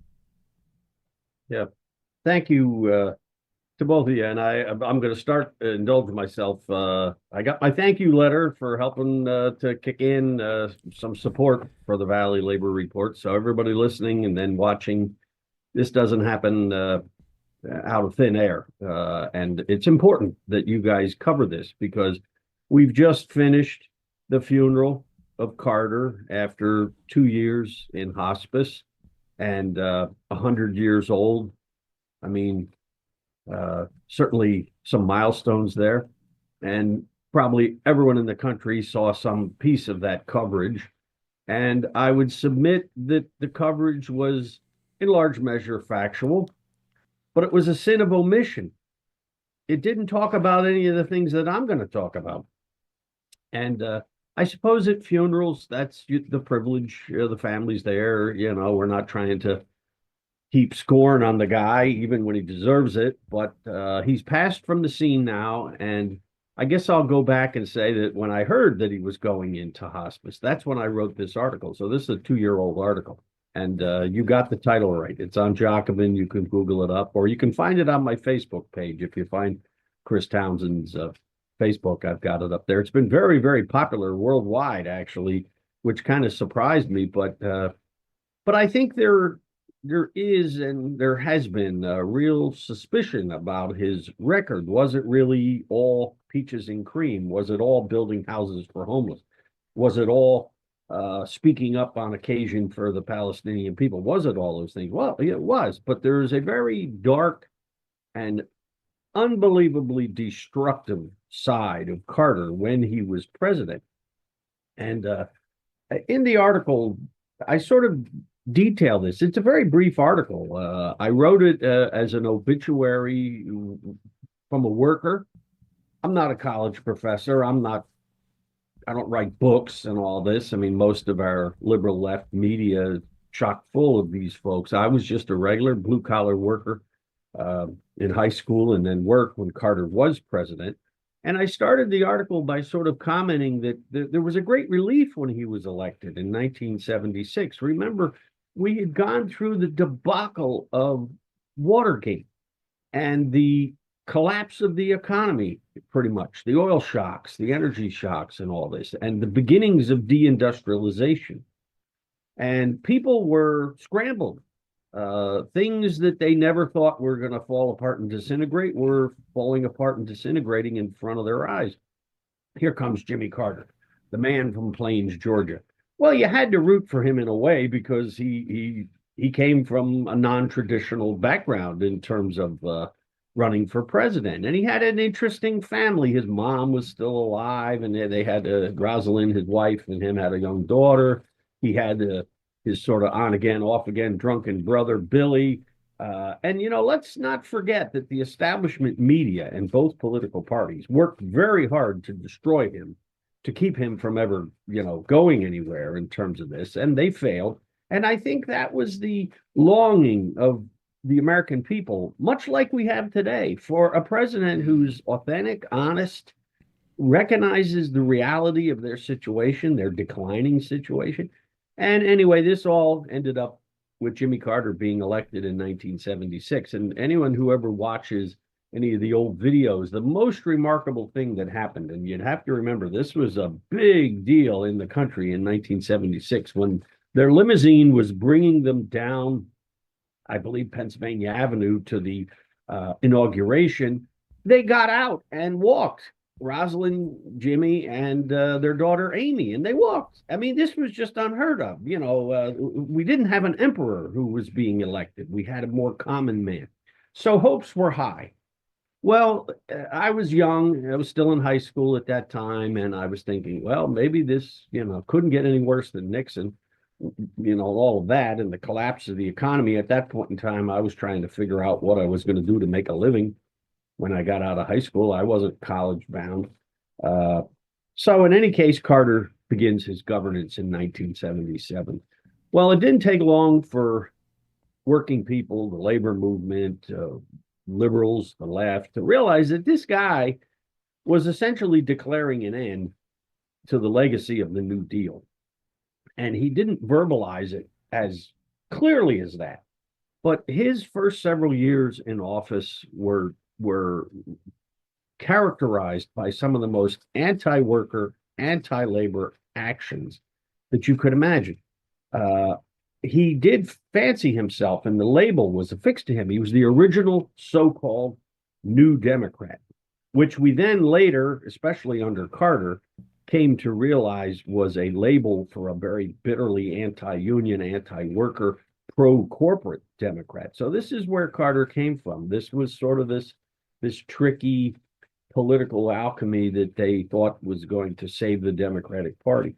So in no particular order, he became a fanatic proponent of deregulation. He led his congressional majority of Democrats to deregulate trucking, deregulate the railroads, deregulate the airlines. Well, none of those industries, so far as workers are concerned, or the employees in them, have ever recovered. I'll use trucking as the example. Everybody probably knows somebody driving a truck. You used to drive a truck. There's high probability you were in the Teamsters union. You had benefits and a pension. You had limited hours, and you could make a living. Well, today, you'll run into these poor truck drivers going cross-country, working for nothing, having to own the rig. I mean, this is an industry that was systematically deregulated and therefore reduced from a living wage industry to abject poverty and hell on wheels.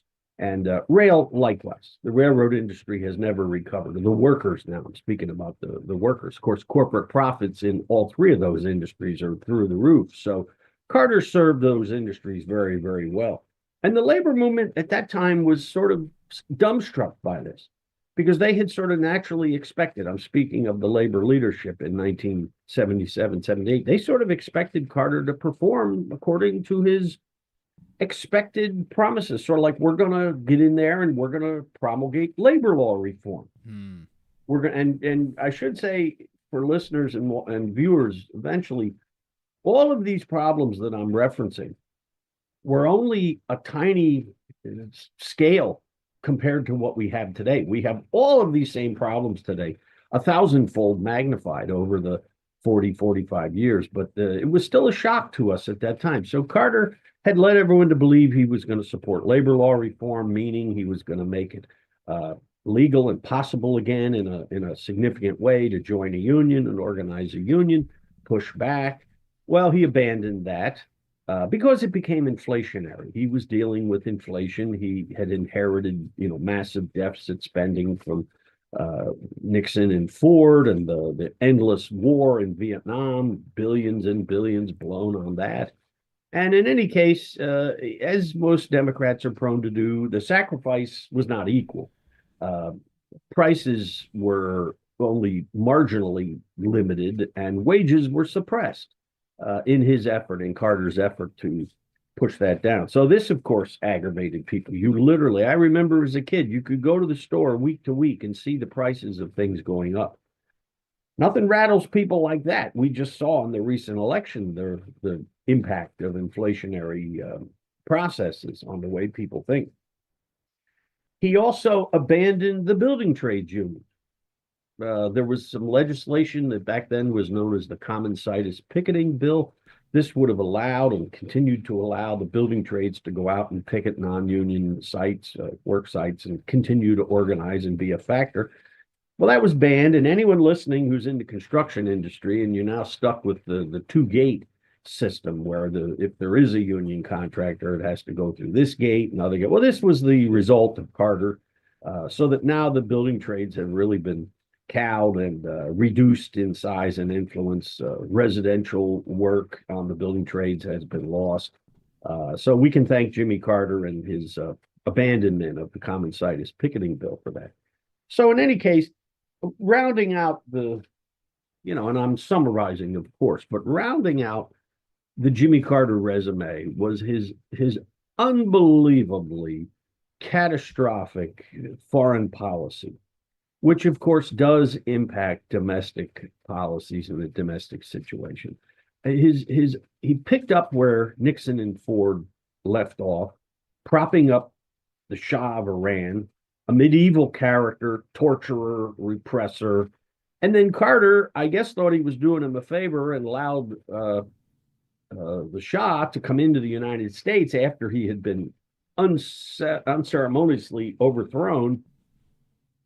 And Carter allowed him to come in to seek treatment for his cancer. What it was really doing was to harbor him from, numerous countries that would have gladly returned him to Iran for trial. Well, in any case, this is what led to the outpouring of anger and the seizure of our embassy and the so-called hostages thing, which then was the last year of his presidency, and he never could escape from this. I mean, he looked perpetually weak and confused on this situation. And of course, all through that process, we had great uncertainty about gas, gasoline, oil imports, and all this, Iran having been a big producer of oil. So this debacle that Carter had in the final entire year of his regime was also really just a continuation of his other things. There wasn't a single war around the world that the United States was waging, either overtly or covertly, that he didn't support. You could see that Carter was incredibly worried when he was president of somehow being defined as weak on communism, weak on the Soviet Union. This was a pathology. Carter shared it. As history will be written, he empowered the so-called intelligence agencies that we have. We have 16 of them now, if you can believe this, practically $1 trillion budget by themselves, if we could ever get to the bottom of it. But these forces engaged in military conflicts all over the world on multiple continents with his support. And I'll mention, probably without going into it too much because I know time is short, but we can thank Jimmy Carter directly for the creation and inflaming of the fundamentalist, fanatic, Islamic terror wing.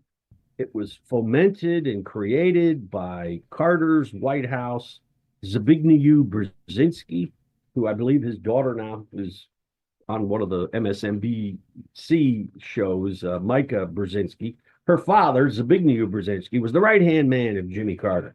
When Jimmy got up in the morning, he talked to Zbig. And Zbig was a pathologically anti-communist lunatic, a certifiable lunatic, and engaged in all these worldwide debacles. And I'm going to quote one thing, and then I'll end on this. Because people, this is all glossed over. Nobody got up at the funeral and talked about any of this, as you might imagine. But everybody listening understands how this so-called war on terror and all of this impacts every facet of our life today. Well, this was the question where it was from John Cooley's book. John Cooley authored a book called Unholy Wars, and he wrote a great documentary history of how did this really happen? How did the Carter administration begin to actually support these lunatic, murderous elements? Well, it was because, how is this here? Cooley revealed in his book how the U.S. actually worked to encourage a Soviet invasion of Afghanistan.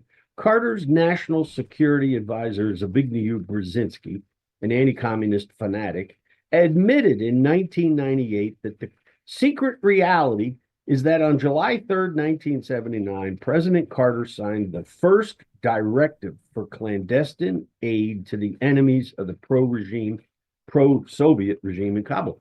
That was the early bin Laden forces and all of the other forces. Brzezinski admitted further that on that day, I wrote a note to Carter, President Carter, in which I explained that this aid to these Islamic fundamentalists would result in military intervention by the Soviets. We didn't push the Soviets to start the war, the invasion, but we consciously increased the probability that they would do so. So, yeah, of course, somebody should have gotten up at the funeral of Jimmy Carter and say, Jimmy, you are responsible for this pathology that you have unleashed and strengthened around the world, which we still grapple with today. And it's breaking us financially, morally, militarily, and everything else. So I end with, or I wrap up, and I'll take a question or two. This regime of his was a catastrophe. Here I was, a young worker, and I guess I do know more now after 45 years than I did when I was a young worker. But facts are stubborn things.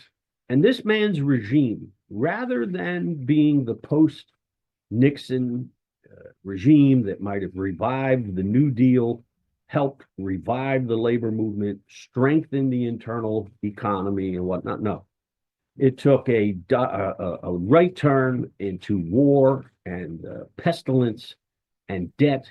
And then ultimately, as I say in my article, I'll quote my own article, but you can look it up. It's short. I said, for me, a young blue-collar worker, the hellish years of Ronald Reagan, for me, started when Carter was elected. And so it was seamless. And there was no doubt in the final year of Carter's regime that he was done, that Ronald Reagan was going to defeat him overwhelmingly because of this chosen course of governance that he had selected. And here we are today. I think actually I'll say that we can, when the history is written, if it's written based on facts and not on press releases, that the current political disaster that we are subjected to can trace its lineage right back to Jimmy Carter, where we have failed Democratic presidents who get elected, raise expectations, make promises, don't deliver, avoid delivering when it comes to working people. And then we have this pattern where we get an even worse Republican elected in reaction. I mean, this becomes the whole story of Carter, Clinton, Obama, and now old Joe Biden has bequeathed us almost directly whatever the Trump 2 regime will be. So I guess I did say in my article that I wouldn't have minded having Jimmy Carter and Rosalind Carter as my next door neighbors. They were nice people. But boy, we better not forget the facts here. And if we do, as working people here in the United States, we will go through this again and again. Right. We must examine this. I'm curious what you think, like, because it seems like, you mentioned there was a lot of hope around his inauguration. And so in a lot of ways, it seems like there is kind of a through line in his pre-presidency and his post-presidency. Like, there's a lot of consistency insofar as, like, he seems like genuinely somebody that wants to try to maybe make the world better and do things for people. And then it's as if his presidency is an aberration and like something possesses him. And what was it you think that that kind, am I maybe not understanding the history correctly with respect to his pre-presidency, or does that basically sound right? And like, what do you make of that? How is it that happened? I think it's quite clear. It should be quite clear that Carter's post-presidency, all of his so-called good works, the things that he did that were all repeated, and much of it correctly in his funeral, and the sum ups that were written and spoken about him. I think all of this sprang directly from his recognition of this catastrophe that he had gotten involved in as a president. I don't think he was a stupid man. I think he was quite perceptive in many ways, and I think that for a variety of reasons, he would know better than me, right? Or when he was alive, he would have known better than me. The sordid depths of things that he, was pulled into or jumped into and took the country. You've got to presume that a president thinks that that's the right thing to do at the time. But it was so obviously setting the stage for the next stage of worse. A good example of this, guys, the opening of China. The opening of China from the United States, or what gets referred to as the opening of China, was solely. There was no other basis for it other than trying to utilize that relationship in order to try to wreck the Soviet Union. It was a big power gamesmanship. But quickly, even in the early years, or the later years, rather, of Carter, and certainly under Reagan, this is what set in motion this understanding by the U.S. government and the corporate forces that was just people, they were salivating. We can move to China. We can take U.S. workers and dump them and go to China, and it'll be in sync with U.S. foreign policy. Chinese are going to laugh all the way to the bank. Well, here we are today. I mean, if we'd have been conducting this discussion 45 years ago during the Carter regime, maybe 50 years ago at the beginning of the regime, we had a thriving industrial base. We had, tremendous union strength, a middle class that was growing and expanding. Look at what we have today. We've become a sad sack nation, homeless by the millions, people wondering from day to day how they're gonna pay their bills, no retirement pensions for the younger generation. We know what that's going to look like, complete pauperization. So I could go on and on summarizing that. But I think Carter, as a perceptive, intelligent man, I think he realized this was something. He was a Christian. I'm not a Christian, but he was a Christian. And I think he conducted a lot of his work as a means to redeem himself. And I would say that if he had died 40 years ago, I don't think it would have been the same funeral. But maybe he did in that regard. He redeemed his public persona. But again, as I said, facts are stubborn things. The United States today, I think you can say, in many of the disastrous scenarios that we are enmeshed in, trace themselves back to Carter.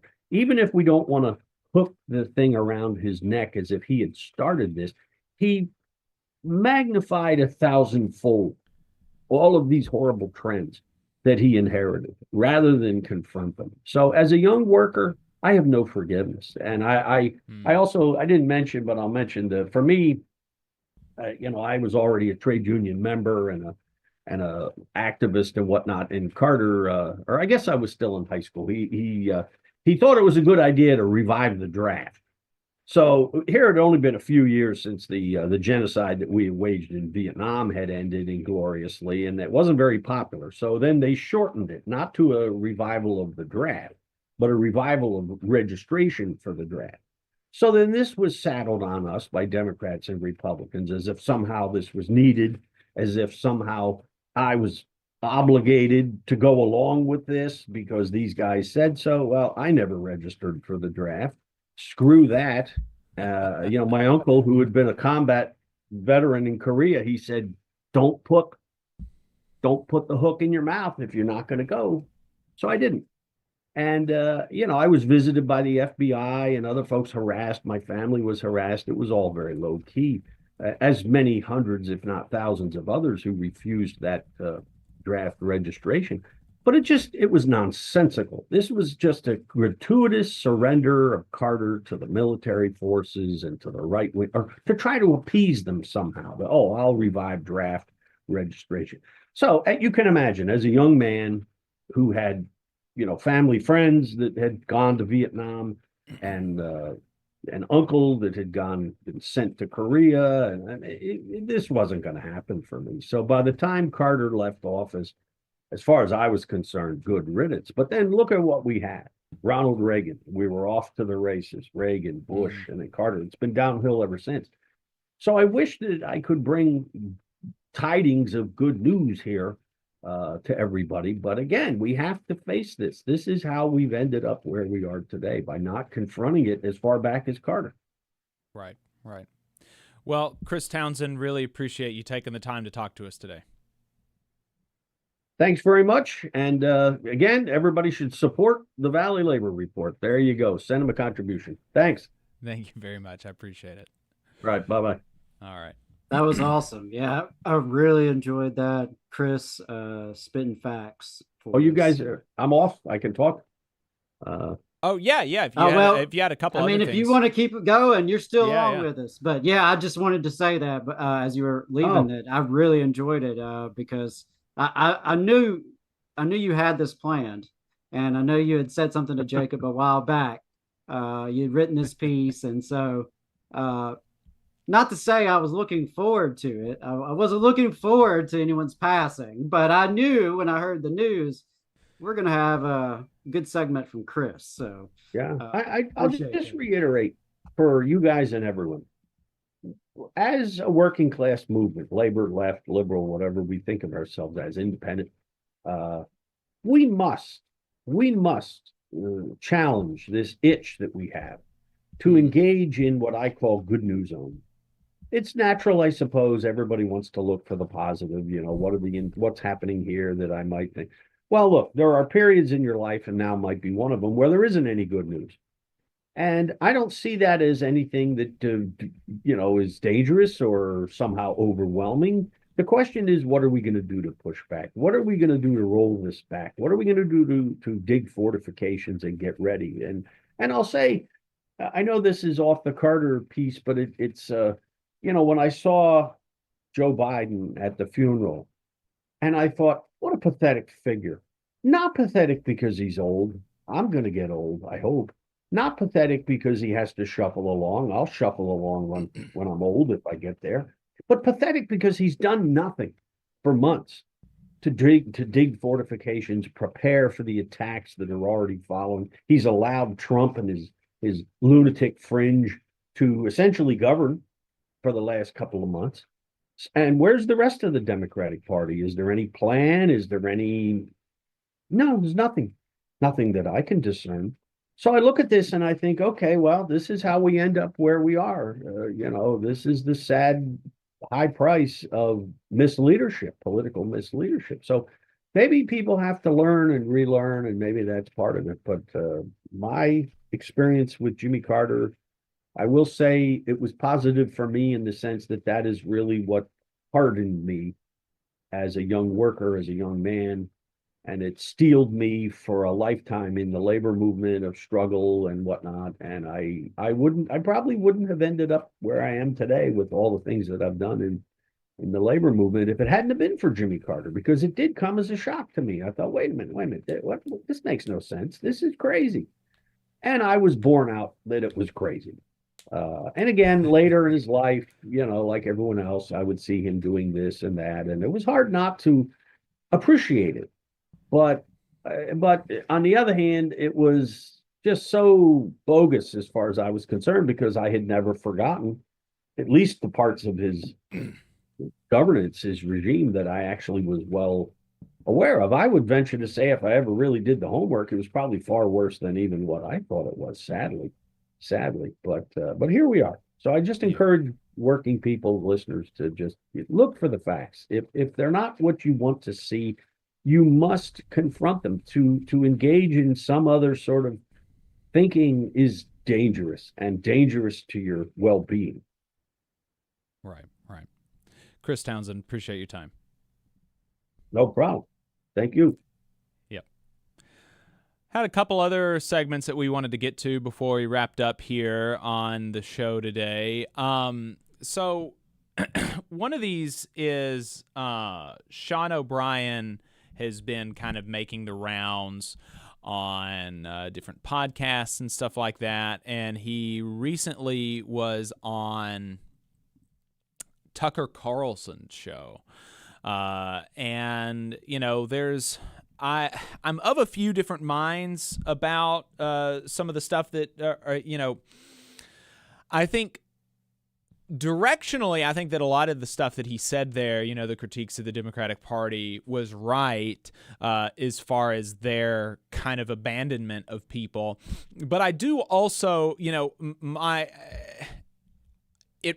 there's a certain level of frustration that I have when he goes around and does this song and dance about the Democratic Party not being sufficient when he does not also educate people who are listening to him about the Republican Party. And like everything that he says, every appearance that he gives, directionally, he is negative towards the Democrats, which is fine, and that makes sense. But he is also positive about the Republicans, which is, I think, like less less good. And so here's one of the first clips that he has on the pension thing, you know, because one of the things even got to a point. He showed up at our building. Yeah, you're fine. Prior to the election, and we had a bipartisan meeting in the hallway of the IBT, and it was attended by a lot of Republican senators, a lot of Republican congressmen. Because look, our goal is to work across the aisle to solve problems. Yeah. He walks in with his, you know, the Capitol Police, who do a great job, walks in late, and he sticks his crooked finger in my face, and he says, "I fixed your pensions." I said, "You should have. You broke them." And we get into it pretty hard. And, you know, he starts like yelling at me. I go, "Buddy, listen, there's only one guy that can yell at me. We buried him 12 years ago. I go, "You want to get into this right here, right now? We'll get into it." You're talking about your dad. Yeah, I'm talking about my dad, right? And so Schumer's like, "We fixed your pension." I'm like, "Yeah? I'm going to name the things you haven't done for us." About the, you know, what he's referring to there is the deregulation from Jimmy Carter, right, in the trucking industry that completely destroyed the Teamsters, you know, presence in the industry, destroyed a lot of jobs. Like you said, 400,000 Teamster jobs gone because of the deregulation in the trucking industry that Joe Biden, you know, signed on to, and also, you know, was passed under Jimmy Carter. And so, like, yes, that's, you know, when people were talking about, you know, oh, the Teamsters are not being grateful because of the restoration of their pensions, like, that totally makes sense that Sean O'Brien is going out there and he's like, yeah, because the Democrats, like, screwed it up. Like, it was their fault. Like, why should I kind of prostrate myself at their feet? Because they fixed the problem that they caused 40 years ago. And in some cases, even though it's been 40 years ago, it's literally the same people, Joe Biden, Chuck Schumer included, right? So and so when people talk about how there was such a clear, like, benefit for the Teamsters from the Biden presidency, you know, that has to be reckoned with. And also, saving the pensions still doesn't actually completely fix the problem, right? Because it was not as if under Jimmy Carter they passed a rule like pensions in the trucking industry are bad. We're gonna make them worse, right? That wasn't what happened. They deregulated the trucking industry and they made all of the jobs bad, and all of the jobs disappeared, and all of the jobs became these private, independent owner operator terrible jobs. And so that is still the case, even though there are some Teamster long-haul truck drivers that have had their pensions saved, and I'm sure they're happy for that. There's still tens of thousands, hundreds of thousands of people that are driving trucks that, but for that deregulation that Joe Biden supported, would have good-paying union jobs with a pension, with health care, and all of that other stuff, right? And so, like, yeah, that totally makes sense. Like, screw the Democrats for sure.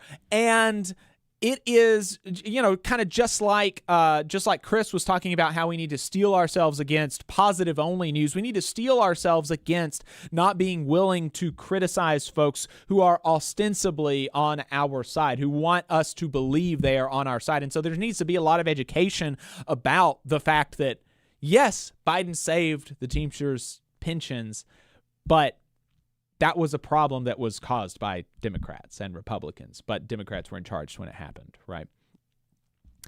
And so that's, I really don't have any notes on that part of it, frankly. We go into, they start talking about Harris, and again, I think, generally speaking, I'm mostly in agreement with this section that I'm about to play. There's a couple of quibbles that I have and some extra context that I'm going to bring in, but let's go ahead and play this where he's talking to Tucker Carlson about Kamala Harris. So we give 16 questions 2 weeks in advance, the same 16 questions to each candidate. So, RFK answered all 16 questions. Probably most of them didn't answer them how we would like them to answer them, but they answered them. Joe Biden came in and he answered 5 of them. Donald Trump answered all 16. And then when Biden drops out of the race, but prior to Biden dropping out of the race, he's in the race around June or May. One of my vice presidents, a woman named Joan Corey out of my local, she sits on our general executive board, was at an event with Vice President Harris. And, they're going through the line to get the picture, and Joan introduces herself to Vice President Harris, says, "I'm Joan Corey. I'm on the general executive board for the Teamsters." She goes, "Teamsters? You better get on board. You better get on board. Better get on board soon." Says it to my vice president. To her face? To her face. So she comes back. We have the meeting the next day. Damn. And she tells me this. I thought I was arrogant. That's really arrogant. So she tells me this. So I call up Marty Walsh. He wasn't the Secretary of Labor, but, he was pushing hard for us to make the endorsement. I'm like, let me ask you a question, Marty. Excuse my French. Who does this fucking lady think she is? Like, if I want to support from any organization, I am not going to point my finger in someone's face and say, you better get on board or else. But that's the attitude of this whole party.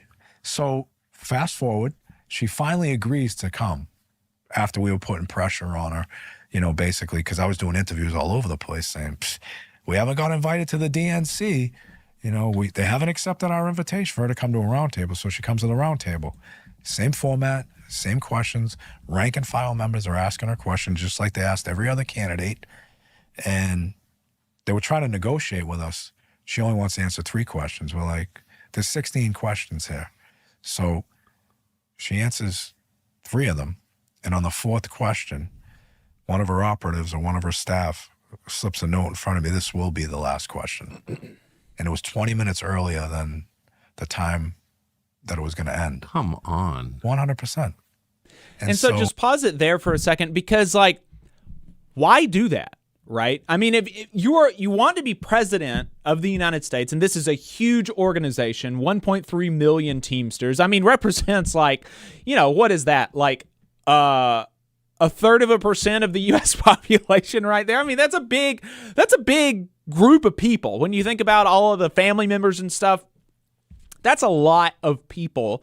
And you should want to try to answer the questions of the membership, right? And respond to the concerns that the union has. And also, one of the things that the Teamsters talked about why they didn't endorse anybody. One of the things that they mentioned was the internal polling, but also the responses to these questions. He said that neither Trump nor Harris promised to keep on Lena Khan at the FTC. Neither Trump nor Harris promised not to do what Biden did in 2022 when he stopped the railroad workers from striking. Neither of them promised to do that. And so, and then on top of not making those commitments, just not answering all of the questions, not giving an hour of your time to the International Brotherhood of Teamsters is frankly, just political malpractice. It's insane to think that you should just get their endorsement without any work. And so it's just totally political malpractice, and there's really not an excuse for it, right? Why was she not willing to answer 16 questions from the Teamsters? There's no excuse for that. Let's listen to the rest of it. You know, you're there trying to get our support. And her declaration on the way out was, I'm going to win with you or without you. She thought that or said it out loud? She said it out loud. That's insane. So that's crazy behavior, actually, if you think about it. It was insane behavior, which at that point in time, I knew she was going to lose. Now, that's just my unqualified opinion. I got a gut instinct, and I'm like, well, you turned out to be right. Someone this arrogant, forget anything else, but you put your finger in someone's face at an Emily's List event once you find out they're with the Teamsters, and you say, you better get on board or else. That's a problem. And then you come before us, you don't answer the question, you want to dictate what you're going to answer, and then you leave 20 minutes before it's over. And the one difference between all the candidates that came... Okay, yeah, hold on. Let's pause here for a second. Because now, there was a lot of conversation about that on Twitter, and about how, like, wow, if Sean O'Brien was sitting on this before the election was over, then, you know, I mean, he was really, you know, basically giving a gift to the Democrats by not being public with this information. And now, you know, in a sense that's true, but also, you know, I think there's a more self-interested reason that he wouldn't go public with that before the election, is because if he goes public, and, you know, I mean, this is clearly, you know, he doesn't think that Kamala Harris is going to be a political player in the future. And so there's no price to pay for further harming her reputation. But if he came out, you know, swinging and talked about how this, which if it happened as Sean O'Brien said, and I'll get to that in a second, if it happened as Sean O'Brien said, is genuinely a real affront to unions generally, I think, frankly. But also, you know, going public with that kind of stuff and making an enemy of the potential president, and she could have won, you know, is not something that you know, you would do willy-nilly, right? So it's not as if going public with this information before the election would have had zero cost to him. So, you know, but nevertheless, you know, I mentioned that if it happened as he said it did, because there's reporting from the time that includes quotes from Jason Palmer, I think is his name. He's a member on the Teamsters International Executive Board, and he's going to be running against Sean O'Brien, who recounted and he talked to the New York Times about a conversation that happened similar to this, but his characterization of it at the time, which was not contested by the Teamsters at the time either, he said that Kamala Harris, when she was leaving, said, "I'm confident I'm going to win with or without you, and your endorsement is not going to affect how I will treat you if I become president."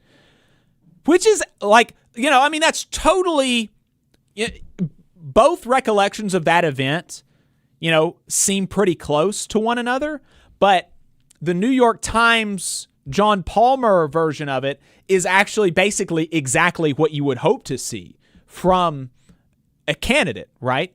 You would hope to see that they seem confident, and that they would make assurances that if you don't endorse, you know, that your non-endorsement of them will not hurt you, right? You know, they're not going to use the power that they might get if they're elected to hurt your members if you don't endorse them, right? That is like perfect candidate behavior. Now, but if it happened as the way that Sean O'Brien describes it, then that's, you know, like an affront to all of unions, basically. You know, I'm like a threatening kind of thing. And so I'm actually more inclined to kind of believe the John Palmer version of it, because Sean O'Brien just doesn't, if John Palmer's thing is true, then Sean O'Brien's is just leaving something out, right? It's kind of a lie by omission, which are easy lies to make. And so, you know, I'm kind of skeptical that it happened exactly as presented. But all this other stuff is still for sure a problem. And what he's about to say next is another huge political malpractice problem. Let's listen to this. Was that at the conclusion of all these roundtables, we had media set up. So after conclusion of meeting with Trump, I did a press conference down in the lobby of my building. Well, Donald Trump did a press conference down in the lobby of my building after he spoke. The same offer was extended to both President Biden and Vice President Harris, and they refused.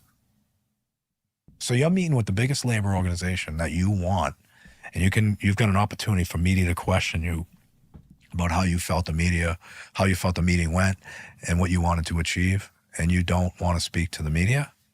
That's a problem. But Trump, to his credit, in our building, in our foyer, had a press conference. So Now why would you not take the opportunity to do a press conference from the Teamsters headquarters?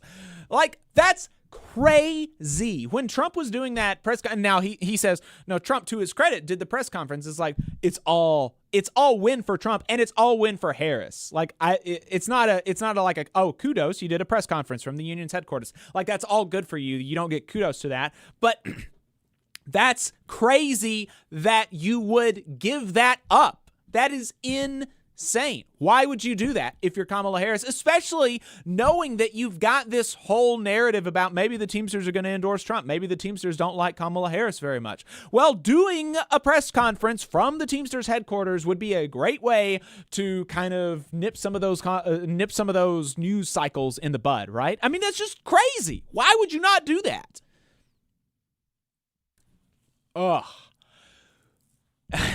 It's so frustrating. I don't know. Anyway, Sean O'Brien recently went on Hassan's stream, Hassan Piker's stream, and he talked some. He was talking about a podcast that he's starting, the Better Bad Ideas podcast on YouTube with Sean O'Brien. Starting a podcast as the president of the International Union does not strike me as a good use of time. But, I mean, look, I do a podcast, so maybe there's a certain amount of value to it. Sean O'Brien is the face of the Teamsters, so maybe there's a certain value that you get Sean O'Brien doing the podcast that you don't get from somebody else doing the podcast. I'm open to that, but skeptical. But let's listen to, and here this is where really the kind of directionality of his criticisms was frustrating to me, or the directionality of his comments was frustrating to me.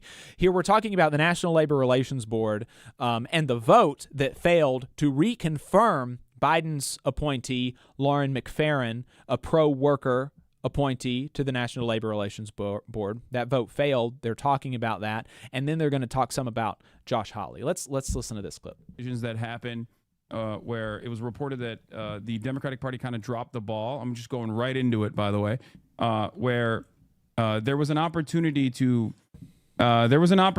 for the Democratic Party to continue controlling the NLRB for the next 2 years, and unfortunately, that fell apart. And I wanted to hear what your opinion was on that. Yeah, there was a reappointment effort to keep one of the Democratic appointees on there, and it couldn't get done, and it's unfortunate. But the reality of it is there was a key opportunity to, and look, I think it's important to note the NLRB needs to be revamped. I mean, there's no doubt about that. And in my world, the Teamsters world, we've been avoiding the NLRB as much as possible. I mean, I think if you pay attention to what's been going on for the last 2.5 years, although we have gotten some good decisions, we try and just put the pressure on employers to either recognize us voluntarily, or in some cases, like in DHL and other areas like Cisco or Republic Waste, we strike for recognition. We've done that at Amazon. We have marches on the bosses at the DSPs. So whoever is in that NLRB, I think regardless of who's there, we've got to revamp them. I think, being at the table, having the conversations, being part of the process is important, and we're hopefully optimistic we can do that. I mean, look, we can't keep focusing on missed opportunities. We just got to play with the cards we're dealt and figure it out, and I think that's what we're prepared to do. There's a Ro Khanna tweet from this issue specifically from January 7th, where he says, "We then failed to get the word to Vice President Harris quickly enough to come and deliver the tie-breaking vote. In the 90 minutes that transpired, Senator Manchin returned first, swinging the vote in the other direction and ceding the NLRB to Republican control 2 years earlier than necessary. These procedural blunders have massive implications for the American people who deserve better from their elected officials.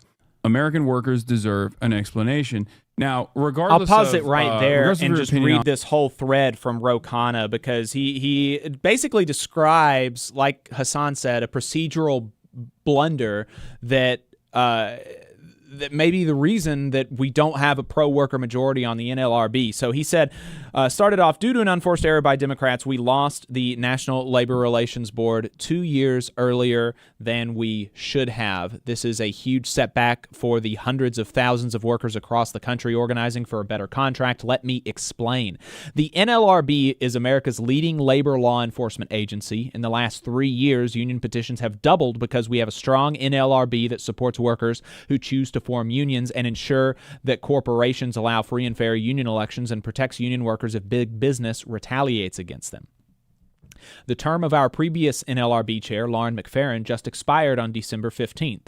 She was eligible for reconfirmation alongside a Republican who'd be paired with her. This would have secured a 3-2 Democratic majority on the NLRB for the first 2 years of Trump's second term. Bernie Sanders did the right thing. He cleared her nomination on August 6th, but the Dems fumbled it.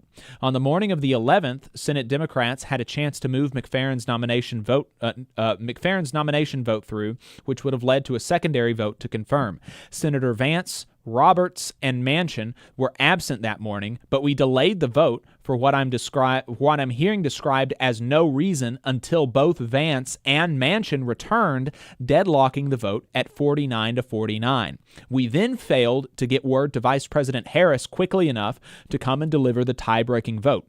In the 90 minutes that transpired, Senator Manchin returned first, swinging the vote in the other direction and ceding the NLRB to MAGA control 2 years earlier than necessary. These procedural blunders have massive implications for the American people who deserve better from their elected officials. American workers deserve an explanation. It will hurt young folks organizing at Starbucks and the workers organizing at Amazon. It's inexcusable and inexplicable that we did not prioritize confirming the NLRB appointees like we do federal judges and have seated the board 2 years before we needed to. Now, also, he tweeted shortly after that he just got off the phone with Senator Schumer, and he says, quote, I spoke to Senator Schumer, who I believe did everything he could to get Miss McFerrin confirmed to the NLRB. And so it's like, which is it, Ro? What do you mean? Did he do everything he possibly could have, or did he fumble the ball? Like, what's going on here? I'm not super clear on that, frankly. But for sure, it seems like there could have been a higher priority placed on reconfirming McFerrin, and that Roe is right that it is going to be a huge problem for workers organizing in the Trump era, that it is going to be a Trump NLRB. Probably. And Sean O'Brien is going to agree to that, and then listen to what he says after that. Let's continue listening.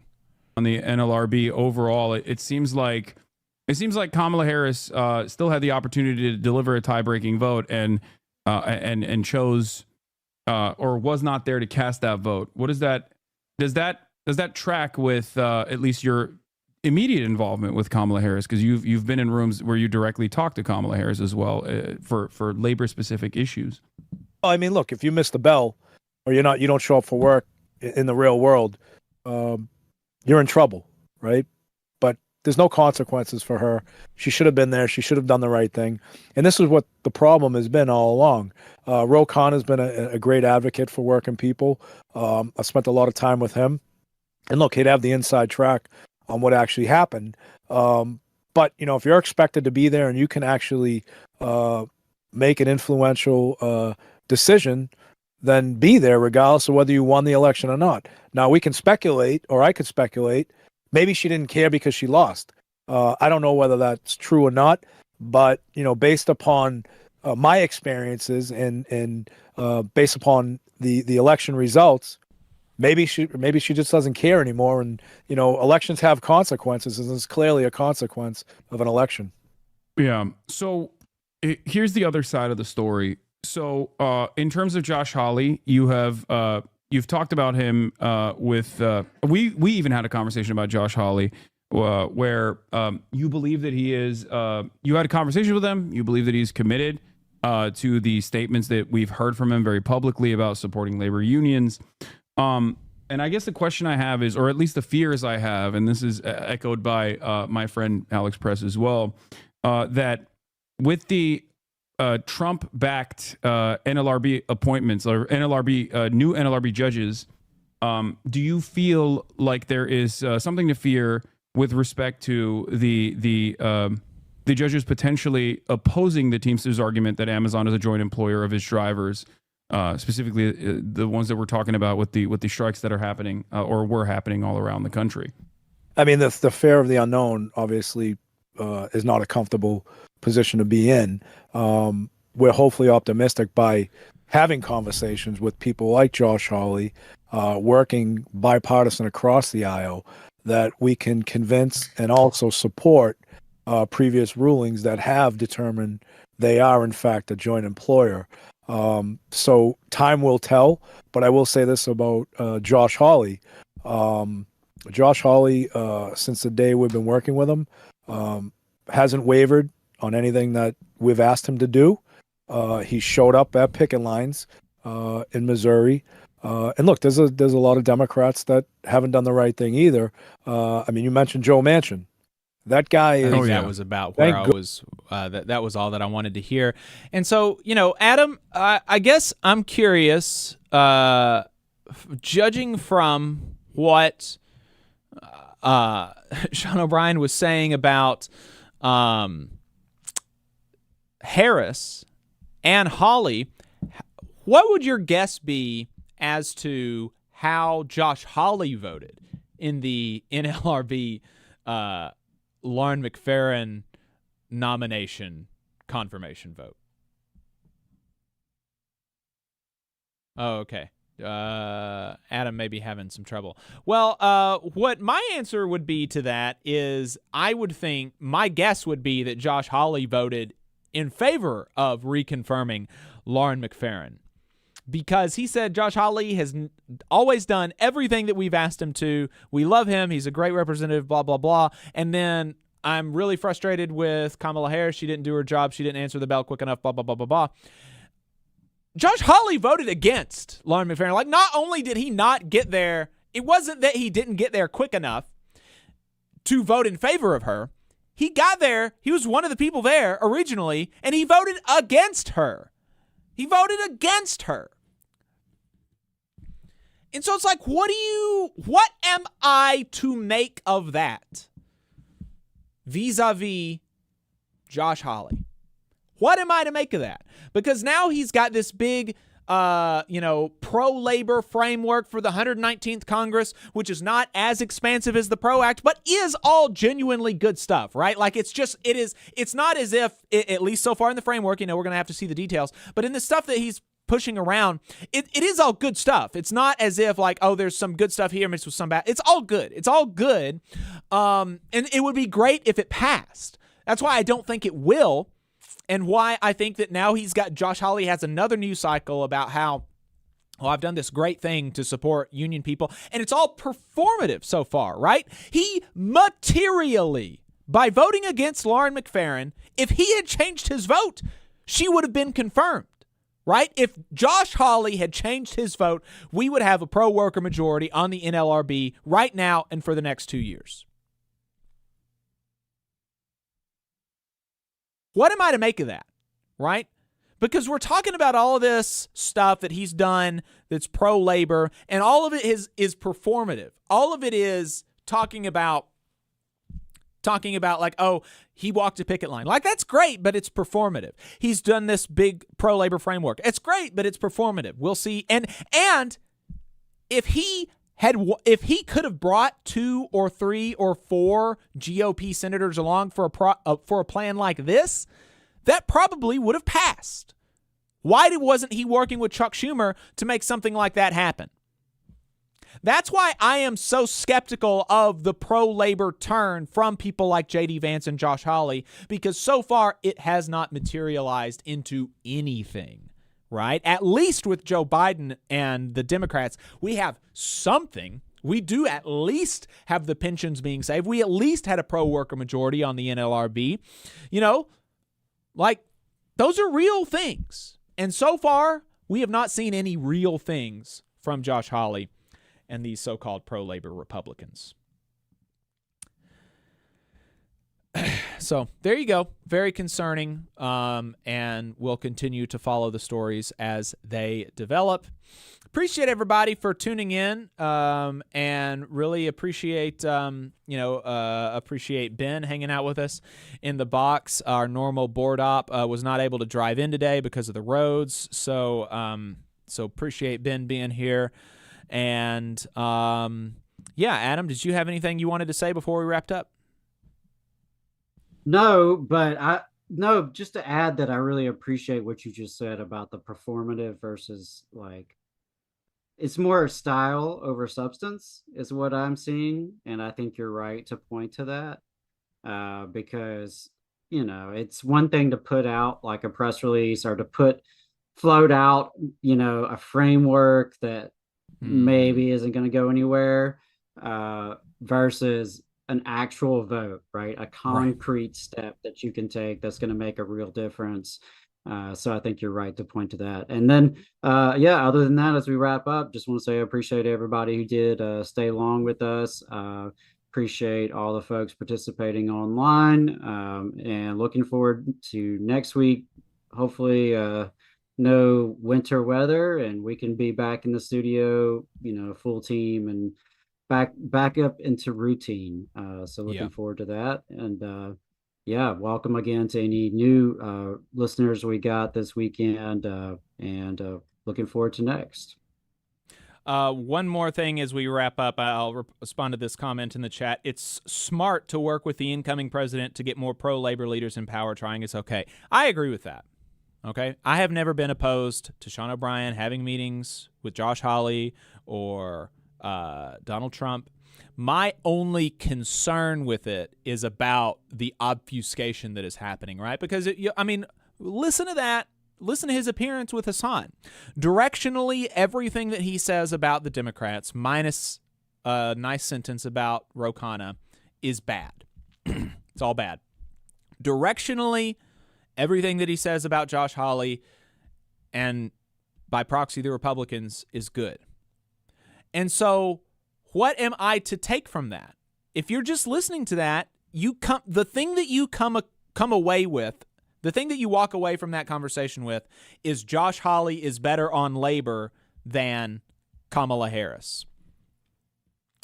Which is just not true. It's just not true. Right? I mean, just not true. And so I have concerns about what that kind of messaging does to his membership, to people that do listen to him and people that do trust him, right? How are they going to take that information once it's been put into their heads and go through the world?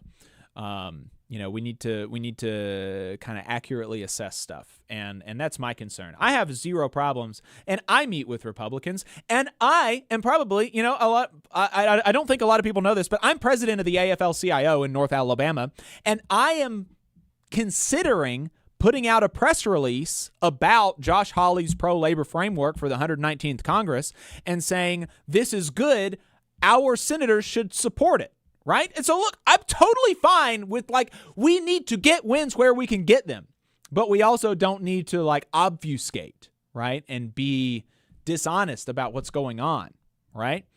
And so, that's my only problem. So, all right, everybody, appreciate it. And we'll see you next week for a regular length show.